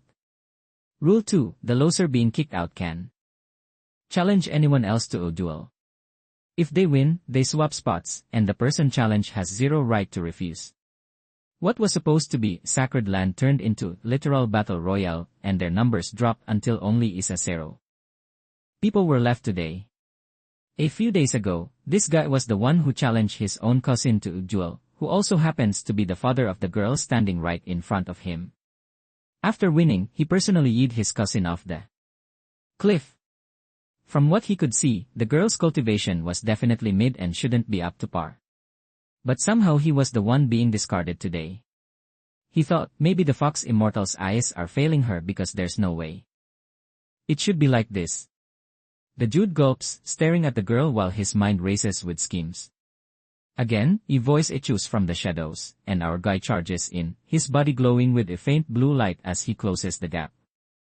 In just 2 breaths, he's already swinging a fist at her head, his face looking absolutely demonic. He wanted that first strike advantage. With his martial arts background, he was sure this one punch would end her whole career. But the next second, he gets swallowed whole as an eerie blue flame erupts inside the cave. The girl opens her palms, the flickering flames lighting up her stone-cold face, and the absolute despair on the man's face. The peak of their cultivation was Supposed to be mastering these flames. And this girl was somehow already at the finish line. Tehi. The fox immortal giggles. Whether she's hyped about the girl's progress or just laughing at this clone who didn't know his place, no one knows. Our boy plunges into the mist, falling further and further as the wind slices through him like 1,000 knives. Just as he's about to taste the pavement, the moonlight gets snuffed out. Eli, massive shadow looming over him. He forces his eyes open only to see a pair of emerald wing blotting out the light. And before he can blink, those iron talons have him in death grip. The wind howls as this azure eagle takes flight, leaving the clouds in the dust. Looking up, he's basically touching the stars at this point. While our guy is still processing the panic, the azure eagle slams him down onto Judge Mountain cliff. Its beak drops like a guillotine, slicing his body clean in half. Right. Bro didn't even have the strength to let out a final scream. Just like that, he's swallowed whole in 2 or 3 bites. A flash of satisfaction flickers in the azure eagle's eyes. So, how was it? A decent snack to replenish your energy, right? A seductive voice purrs from the shadows of the cliff. A 4-story tall fox stands there. And despite her beastly form, she's radiating some serious best girl energy, just enough to recover a bit of the stamina burned through yesterday. The azure eagle growls. The treasure is almost ripe. I need to break through one more time to even have a seat at the table. Time is running out, and those other monsters are definitely cooking up. Ways to level up too. I need a status report on how that pill you're refining is coming along. One more ingredient, and then another, and you'll be ready to ascend to the pseudo-god realm. Perfect. The azure eagle lets out a sharp array, giving the fox a menacing side eye that screams, "Don't even think about betraying me. Once I secure this legacy, I'll make sure you get your share of the loot. But if you're planning a backstab, I'll drop everything just to make sure you're deleted first." You know the vibes. Even if you reach the pseudo-god realm, I can still end you like it's nothing. Obviously, I've always been a smart fox. Don't do anything stupid. The fox giggles, her voice lost in the wind. Without another word, the azure eagle vanishes from her sight in an instant. This is what a true king of a terrifying race looks like. These absolute units can slaughter pseudo-gods while still at the great demon level and even go toe-to-toe with a young god. As night falls over the ancient ferry of the Yellow River, the ancient structures stand tall, guarding this land. Abandoned cargo ships and broken vessels sit adrift, ghostly and silent, floating aimlessly on the dark water. Like a literal titan using the river as its personal king-sized bed, the banks were dead silent with only the occasional searchlight from the distant shore flickering across the water. Wait. The crewman on cargo ship rubs his eyes in disbelief. Yo, what's the deal? The sonar just pinged a massive unit behind us, but it vanished in a heartbeat. Probably just some underwater rocks or sandbar, bro. The other guy just shrugs it off. During summer, the water levels are high enough to hide all sorts of reefs and islets. Sonar glitches are standard. Just keep your eyes peeled and don't wreck the ship on reef. Alright, but our young guy isn't buying. It's sensing something is definitely off. They've been sailing these waters for years. This stretch is supposed to be smooth as glass with 0 reefs. With all the weird stuff happening globally lately, a terrifying thought starts brewing in his mind, sending a massive chill straight down his spine. Deep underwater, it was pitch black. Not a single ray of light remained. Li Tixian senses the ship above masks his presence and continues blitzing through the water like a bolt of lightning. Past midnight, our crimson flood dragon reaches desolate winding stretch of the river, a total no man's land. He comes to a halt, circling like a predator in the depths, his massive frame churning the river water into a frenzy, creating a colossal deep water vortex. His crimson iron scales flex as a thick wave of killing intent fills the area. That monstrous head glaring into the eerie dead silence ahead. Something's plotting in the shadows. No wonder the vibes were so rancid. Turns out this entire sector has been completely wiped of all life without anyone noticing. The fish and shrimp are gone. The vegetation is withered. Our boy just stepped right into a literal death zone. But how does a place like this even exist in the Yellow River? Something is seriously wrong here. As the currents swirl violently, Lee Tixin spots something lurking in the shadows, playing hide and seek with its presence masked almost perfectly. But this clone is actually trying to hide inside the river. Does it really think it can hide from the golden bamboo flood dragon's eyes? They're straight up burning now. The flood dragon is the true goat of the river. Every aquatic scrub should be bowing down. Who does this guy think he is trying to scheme against the king? Suddenly, the calm water, deep crimson shadow bottomless as an abyss, tears through the water wall and slams straight into that lurking beast. Scales and lava-like armor grind together, sending massive shock waves through the water. We're looking at a massive black gold turtle, an absolute unit of beast. It's like this creature is literally carrying a whole mountain on its back. But even this monster gets dropped to the reverb Ile our boy's crimson dragon strike. That mountain-sized shell. Yeah, it's already starting to crack. Lee Tichen just looks down at the giant turtle with that zero-rasi given energy. His iron scales pulse with a deadly reregulation. As the slaying scriptures activate, they glow like the morning stars, ready to straight up delete this creature from existence. The fish dragon ghost coffin.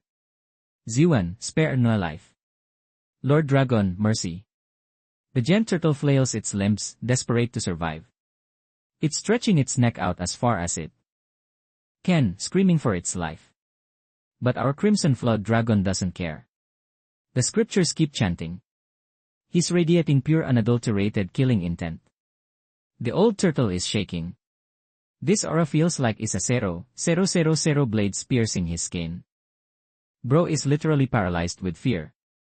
Divine runes are flickering within the ancient scriptures. This is a top-tier heaven-grade slaying scripture. The turtle thought he was safe behind that cheat code mountain shell, even against a stronger boss. Most predators wouldn't even bother with such a hard-to-chew shell. But today he ran into a literal flood dragon. And not just any dragon, but one packing high-tier slaying scriptures. Talk about bad luck. Like, who just starts throwing hands without even saying hello first. The old turtle is molting. But our boy is about to finish him off if he doesn't speak up now. He's getting clapped right here, right now. Lord Dragon, chill. Put the technique away. I know why this place is going crazy. There's an ancient artifact from the last era down there. A massive opportunity. I'm just the guy guarding it. I didn't mean to offend you, boss. Zero beef, I swear. The old turtle starts nodding his head like crazy, basically kowtowing for his life. A hint of amusement flashes across Lee Ton's bronze-colored face. Bro only pulled out the killing intent to bait the old turtle into spilling the tea. This dead water zone was too quiet for a bottom feeder like him to be the boss. There had to be a hidden secret. Lee Tichen wasn't about to waste time. If the old turtle didn't start talking, he was going to catch these hands for real. Most people couldn't crack that shell. But our boy has 1,000 ways to turn him into turtle soup. Talking about suppressing someone Ile an entire major realm. According to the Bloody Figure's description, our Crimson Flood Dragon is basically the final boss of his cultivation level. Once he leaves Taihong, he's not just some local mountain god. He's a great flood dragon demon. In this world, everyone's fighting for that top spot, so there's no room for being polite to anyone. As the killing intent from the scriptures faded, the Crimson Dragon spoke. His voice boomed like underwater thunder, making the old turtle's meridians go haywire. The fear in the old turtle's eyes hit new peak, and his mind was racing with pure chaos. How is it even possible for such a cracked entity to exist in this day and age? He'd been cultivating in these waters for centuries and never heard of him. But then realization hit him, and he low-key started celebrating. But he instantly buried that thought deep in his soul. Terrified this savage dragon would catch him lacking and see through his plan. Yes, of course. This humble one will lead you to those waters right now. Lee Tixin finally took the pressure off the old turtle. This mountain-sized unit of turtle started bowing and scraping. Honestly, how does a creature with a literal mountain on its back even bow? The way that ancient turtle head was bobbing around, it looked suspicious as hell, straight up devious. The old turtle led the way into the dead silent depths, his massive limbs rowing as he dragged his heavy body forward. Every now and then, the old man would peek back at the crimson dragon, only to see those golden candle-like eyes staring into his soul, making him retreat into his shell like a total coward. When he looked again, the winding dragon was gone. Only the quiet, empty current remained. You've got 15 minutes. If we aren't there then, I'm done walking and you're becoming the next meal. The figure sitting cross-legged on the shell spoke with ice in his voice. His long hair drifted like ink in the silent river, and beneath him, a majestic, blinding golden light radiated. The old turtle felt a soul-crushing weight. Bro literally carries a mountain, yet this guy's aura alone was pinning him down. Instantly, he turned his limbs into high-speed oars, ripping through the river as his massive body went into overdrive. The waves parted for Lee Tixen, who gave a satisfied nod. In under 15 minutes, the turtle brought Lee Tixen to the location. The path kept sloping down. Above was total darkness, and below was a bottomless abyss. Who would have thought the Yellow River had a place this deep? Down, down, they just kept going deeper. This old turtle isn't slacking. He's actually zooming through the water. But even after diving for a solid 15 minutes, there's still no sign of that golden sand river. Inside the Raira shrouding cauldron's rift, that blood-red figure starts manifesting. Lishan locks in his inner fire burning bright. He quickly spots some mystical patterns swirling within the currents. These ancient runes are basically the source code for this area's laws. They're not even in the Yellow River anymore. This is a hidden pocket dimension tucked away from the world. Since the old turtle knows his way around, this place isn't some sealed-off death trap like that last altar. Most of the ancient relics those capital families flex with actually come from hidden rifts like this one. Usually, it's not that deep. At least not for awakened beings like our boy. That capital altar was a total anomaly. High ceiling zone for a true one. Lord Dragon, please don't rush me. This humble servant is doing his best, but this water is bottomless. The old turtle is literally shaking and crying right now, thinking Lee Tixin's focus meant he was about to catch a fade. He's terrified the Crimson Flood Dragon will lose patience and turn him into turtle soup. I'll keep going. I'll put in the work, I swear. But for real, this abyss is deep, deep.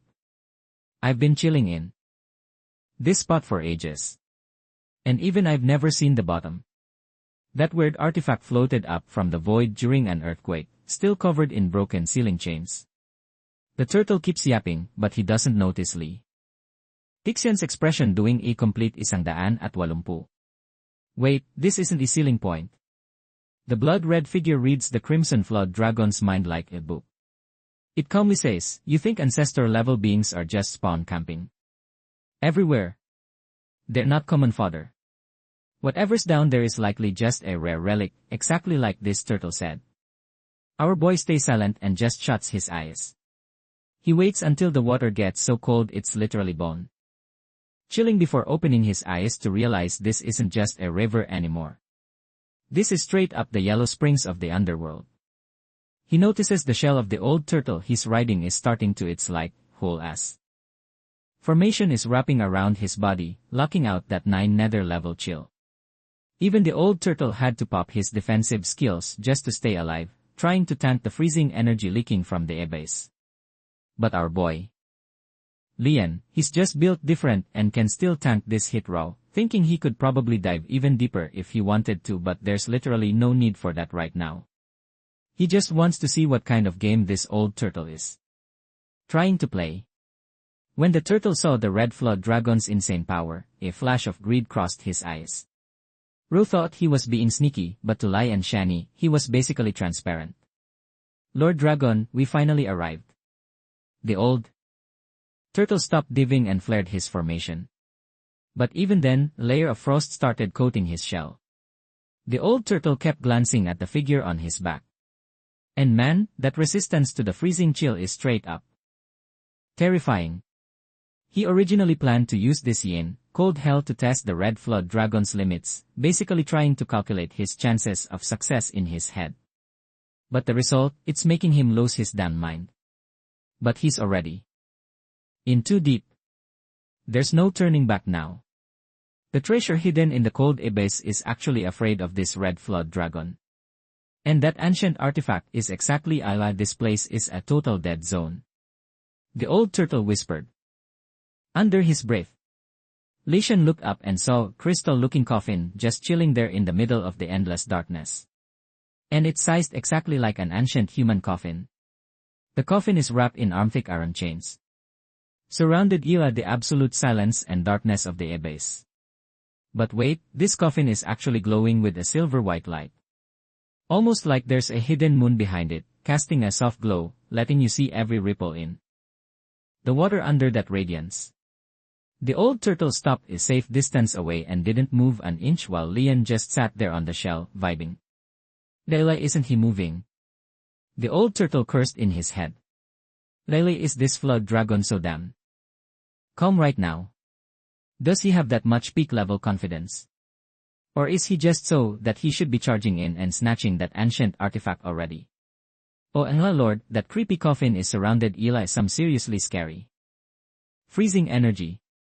A low-life like me can't get any closer. Otherwise, I would have snatched it ages ago, and it wouldn't have waited here until today.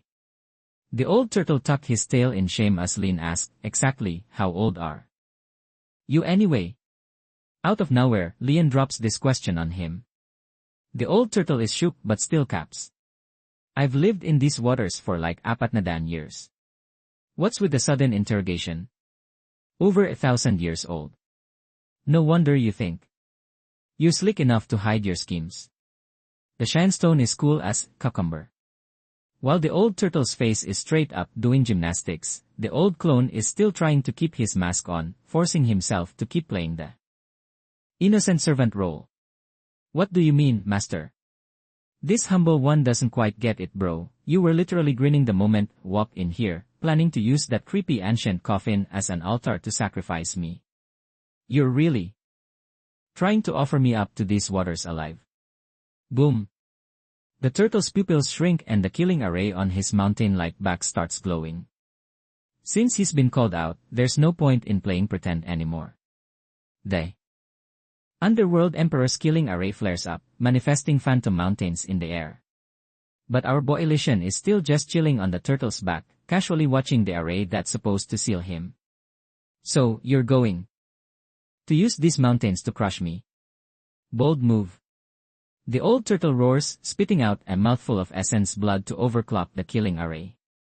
The phantom mountains solidify, slamming down with the weight of 1,000 units.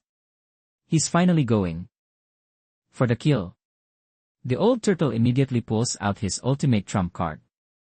The ancient runes on his shell are his ultimate shield and his deadliest spear. He's confident that since the red flood dragon hasn't revealed his true form, he can't tank this array. He really thought he caught the answer lacking. Since our boy walked straight into the trap in human form, he just needs to stall this red dragon for a second to finish the sacrifice. A dragon's bloodline is more than enough to wake up whatever's lurking inside that coffin. Then, the figure on the turtle's back stands up, chanting an ancient scripture that condenses into a blade sharper than anything on earth. He grips that sharp aura like he's holding a golden longsword and gives it a casual swing.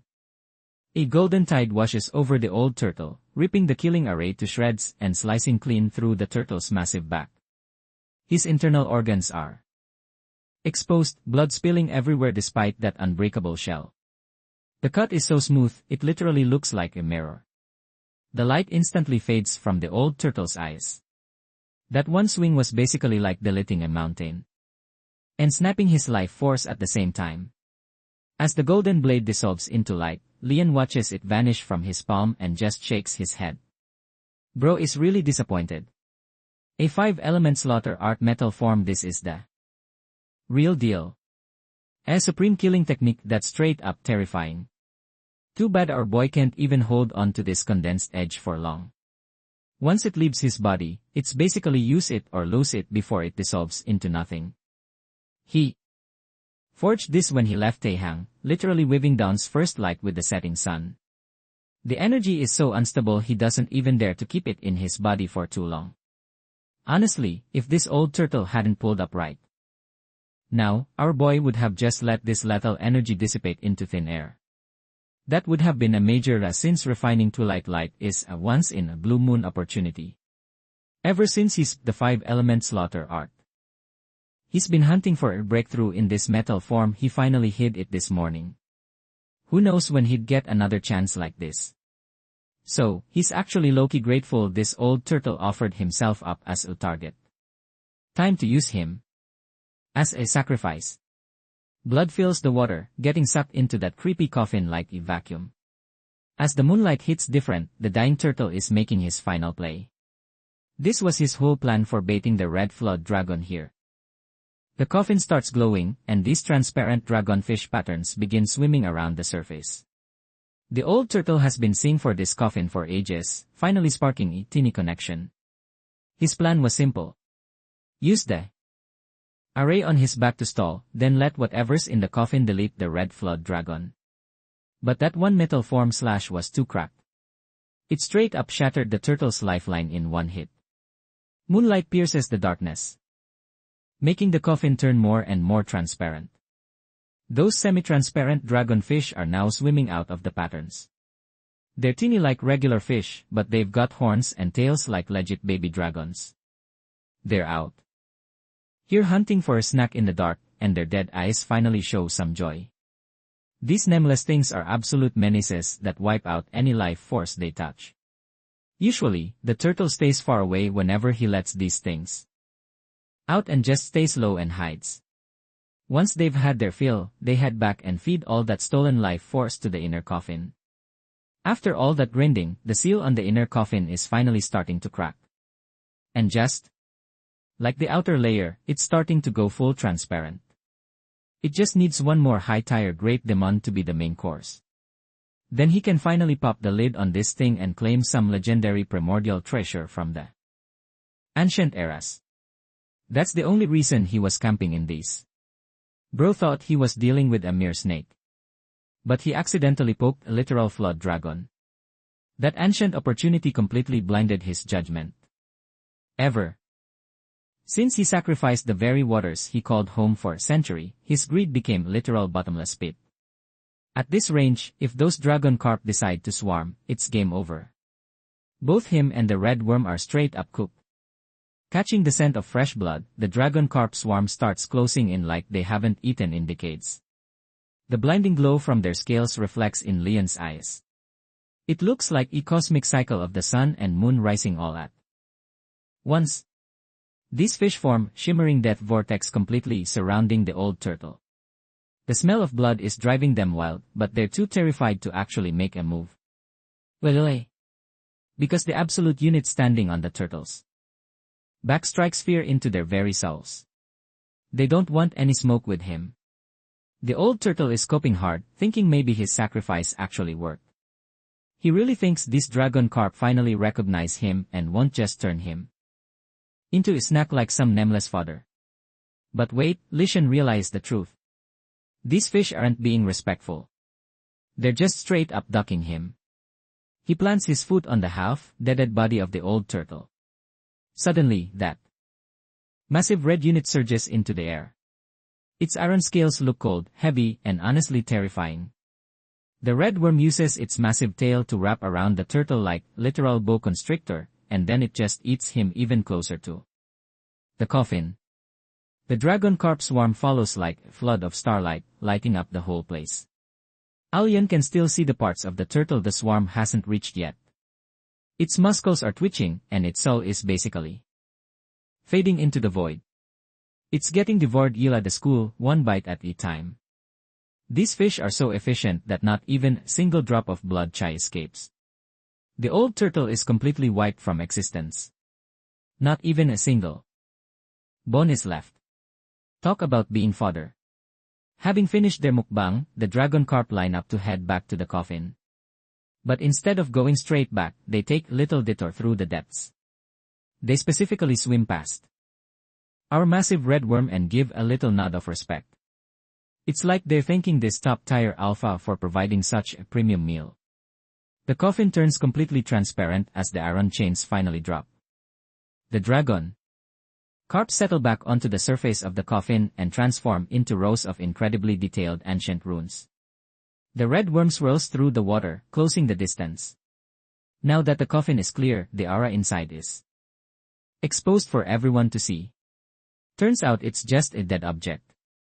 Our boy's luck isn't that cracked today. First, he finds himself in a spatial rift. Then he encounters ancestor-level beings. Could this thing actually be some legendary ancient artifact? Those massive golden pupils are locked onto the coffin. From behind the seal, a pair of crimson phoenix eyes stares back, sizing up our boy in his red flood dragon form. Chapter 30. Qingdao. Deep in the abyss, these two powerhouses have a stare-down that feels like glitch in time itself. Inside is a waifu in green robes with flowing black hair and eyes that literally scream ancient boss. She's just chilling, analyzing this massive red flood dragon like it's her first time seeing unit this big. His golden pupils are glowing like spotlights, lighting up her face in the dark. She shoves the lid open, basically slapping aside millions of years of primordial history. This ancient queen just stepped back into reality. High tire rays are swirling around her slim figure, pumping her full of insane life force. So that's the play. The dragonfish were farming mobs this whole time, just to wake her up. Now she's just hovering in the abyss like it's nothing. The water currents are making her long hair flow like she's in cinematic trailer wearing those ancient green robes. Her eyes are glued to Li Tixian. She hasn't blinked once. You're not from Kunlun. What's a monster like you doing in a place like this? She asks, her voice low but heavy. Li Tixian relaxes his scales. He's not sensing any kill intent from this girl. This isn't. It's just a hidden rift under the Yellow River. Our boy speaks up, figuring an ancient beast would know what dimensional rift is. Not Lun. Her expression shifts instantly. Then what happened to the real Kunlun? Li Tixian. Stay silent, but his massive body creates wake that almost knocks her over. Bro, she just woke up after Yans with her cultivation nuked. She's basically level 1 newbie right now. Chill out, he says. I've got some questions of early own. Li Tixian's voice rumbles like thunder. He knows this girl is a literal walking encyclopedia of the primordial era. She sees right through him, but she's cool about it, a young god realm demon king. To think the future generations could produce a monster like you. It seems the 9 provinces haven't completely croaked yet. There's still a spark of life left. She's staring deep into his golden eyes.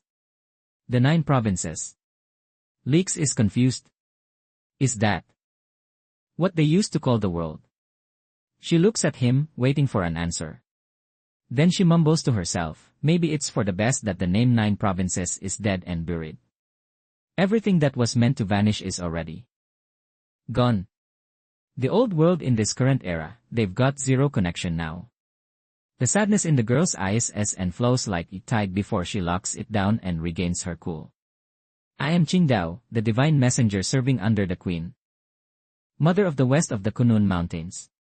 As she speaks, her vibe pulls a complete 180, transforming from a fragile kid into a straight-up deity in a heartbeat.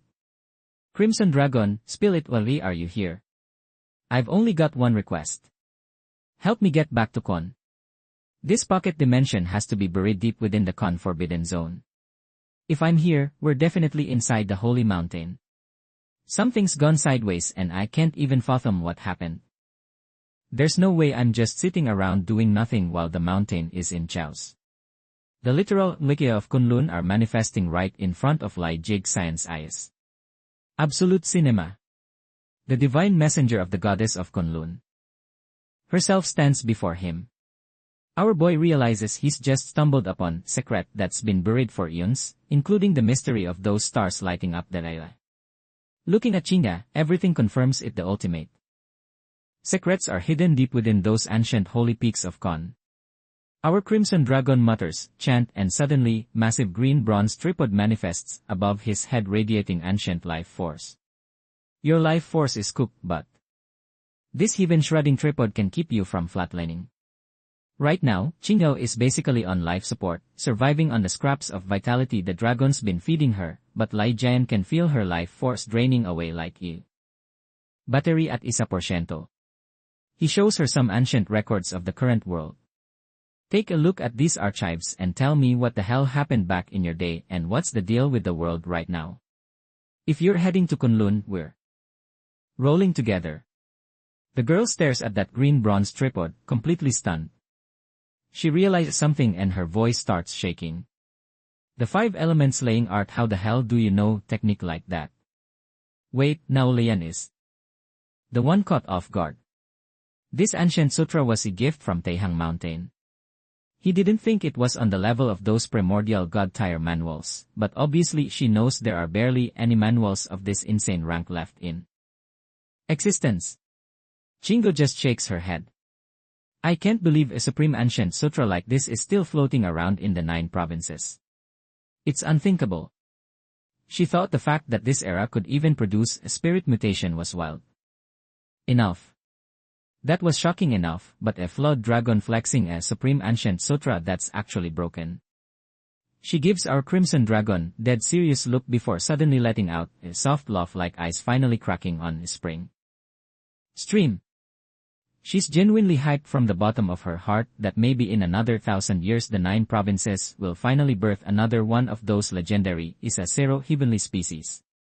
The yellow river surges from the west, carving through Kunuan and roaring across Isasero, 000 with a massive red flood dragon weaving through the waves. We're deep in the western plateau now, where humans are basically non-existent, and the no man's land vibe is real. The IOI shredding cauldron is hovering above, completely ghosting any prying eyes from the outside world. Our boy doesn't even need to stay low-key like he did back in those crowded city sectors. He's closing in on the source of the ancient yellow river itself. Out here, this land won't cause any mass panic among the normies, or make them wonder if he's actually the Taihong Red Flood Dragon. As he slithers through, the only thing he actually has to sweat are the eyes in the Raila. But with the Raila shrouding cauldron pumping out that mystical energy, he's basically invisible. Not even a satellite could spot his massive unit from above. Meanwhile, Chinga is just chilling cross-legged on top of the cauldron. She's got an ancient scripture in hand, speed reading through it like she's on Dalawa playback. She's downloading all this modern info and syncing it with the memories from her own era. And honestly, the more she reads, the more she's low-key losing it. She can't wrap her head around what went down in the future. How did the 9 provinces manage to catch a massive dub and rise again? If her generation back then had even a sliver of a chance, those supreme powerhouses wouldn't have had to open up all those pocket dimensions, and then completely cut ties between those subworlds and the 9 provinces. We're talking about sparks, the seeds of hope that the Supremes hid away in those countless minor realms. These eternal goats had never felt so utterly powerless in their entire lives. They were supposed to be the invincible kings who pacified the stars and ruled the entire universe. Wait, what did you say? Those Isasero heavenly species were again. The Red Flood Dragon sends telepathic ping, the Isasero most busted mythical races in the entire star sea. An average member of these races hits the true one realm, humanity's peak the moment they hit puberty. Plus, every single one of them is basically an invincible cheat code among their own rank. Chinga replies without even stopping her speed reading grind. Lai remembers what she told him before. Qingdao nods. While our boy the Flood Dragon is basically holding a supreme ancient scripture. If you don't get yourself folded early, you might actually end up as a big boss among the Isasero species. But for now, anything from the deep star sea would probably spawn kill you on sight. Do you have any idea what happened to this world to make it start recovering like this? Lin just shakes his head. It's way too early to be worrying about that. Needs to figure out the hidden secrets of this world first. No clue. The girl gazes out at the endless mountain ranges. Her eyes looking clear but totally unreadable. Our era isn't just some dusty hidden history buried in old scrolls. Because to the humans of today, that era is straight up mythology. And let's be real, you can't exactly fit the legends and legends into your standard history books. Maybe some peerless genius in the future will actually pull this world back from the brink of total collapse. As she whispered that, Lai couldn't help but think of the divine dance at the imperial altar that was etched into the very fabric of heaven and earth. But if Kyushu was really as cracked and overpowered as you say, then how did it end up in this pathetic state? No one in their right mind would dare provoke such thriving ancient world, much less watch an entire great realm literally shatter into pieces. Can those legendary supreme beings really pull off something that insane? These supreme beings she's talking about are at the Illumination realm, the absolute peak of the Star Sea, where a single breath can summon massive storm. And with a flick of their wrist, they can literally snuff out the stars. Creation and destruction all within a single thought. Just thinking about that kind of power gives Leishan the chills. We used to think the same way, she said. But the truth behind the fall, only the Supremes actually know. Too bad the Supremes of Kyushu kicked the bucket millions of years ago. You can flip through every ancient scroll in existence, and you won't find a single trace of them. The girl's expression went dark considering she was a messenger for the Queen Mother of the West back at the mountain of Erlini. She probably looked up to those Supremes, or maybe they were even her old homies, just some old acquaintances from back in the day. Lin stayed silent as the massive Elukari mountain range began to loom over them. Suddenly, a massive red beast rose up from the depths. Soared straight out of the river into the Railay. Water cascaded off its iron scales, drenching the earth below. It looked like a sudden downpour of mist. Chapter 31. The Kunlu Divine Mountain, the Path of Rivers and Mountains. Ascending Kunlun's gates, Isa 0,000 mi of snowy peaks sit high above the clouds. Looking down as stars rise and set, Chia patrols the high heavens. A massive green bronze cauldron was hovering right over our boy's head. And there was Qing Diao sitting right on top of that ally-covering cauldron, staring intensely at the reality of Kunland.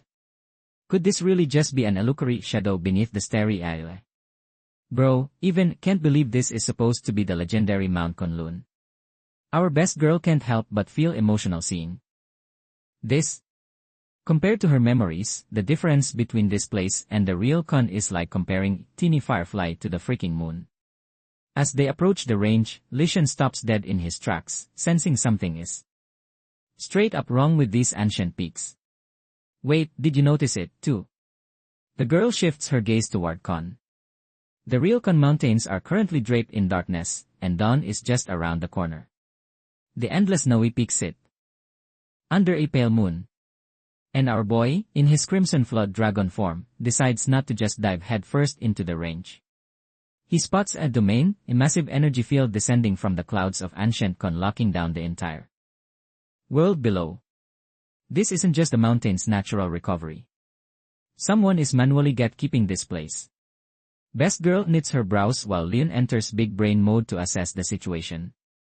The vibe here is exactly like what he dealt with back at Mount Taihong, except the roles are reversed. Now he's the outsider trying to breach the defenses. Back then, he could summon a torrential downpour to cover the entire mountain range. The domain covering Kun right now has that same menacing energy as his storm, which means there might be a monster just like him lurking deep inside those peaks. This Kun domain is so thick that even he can't see through it, and he's not about to Leroy Jenkins his way in, especially since dawn is so close. The stars are already starting to fade out. So instead of hunting for the path now, he decides to wait until the next sunset. The massive crimson dragon tail slams into the earth as those maple red scales scatter like a storm in the Railay. Two figures emerge on the vast western plateau. One in green, one in black. Honestly, they're looking like a total power couple. They head toward the majestic Kunlun, chasing the last bit of starlight toward the west. Wait, you're saying you could actually summon a storm over the entire Taihong range? The girl in green tilts her head like she's just heard the most cap thing ever. It was basically the same as the situation we're in now. Our boy in black just acts casual about it, like it's no big deal. Bro, be for real. You're only at the young spirit realm.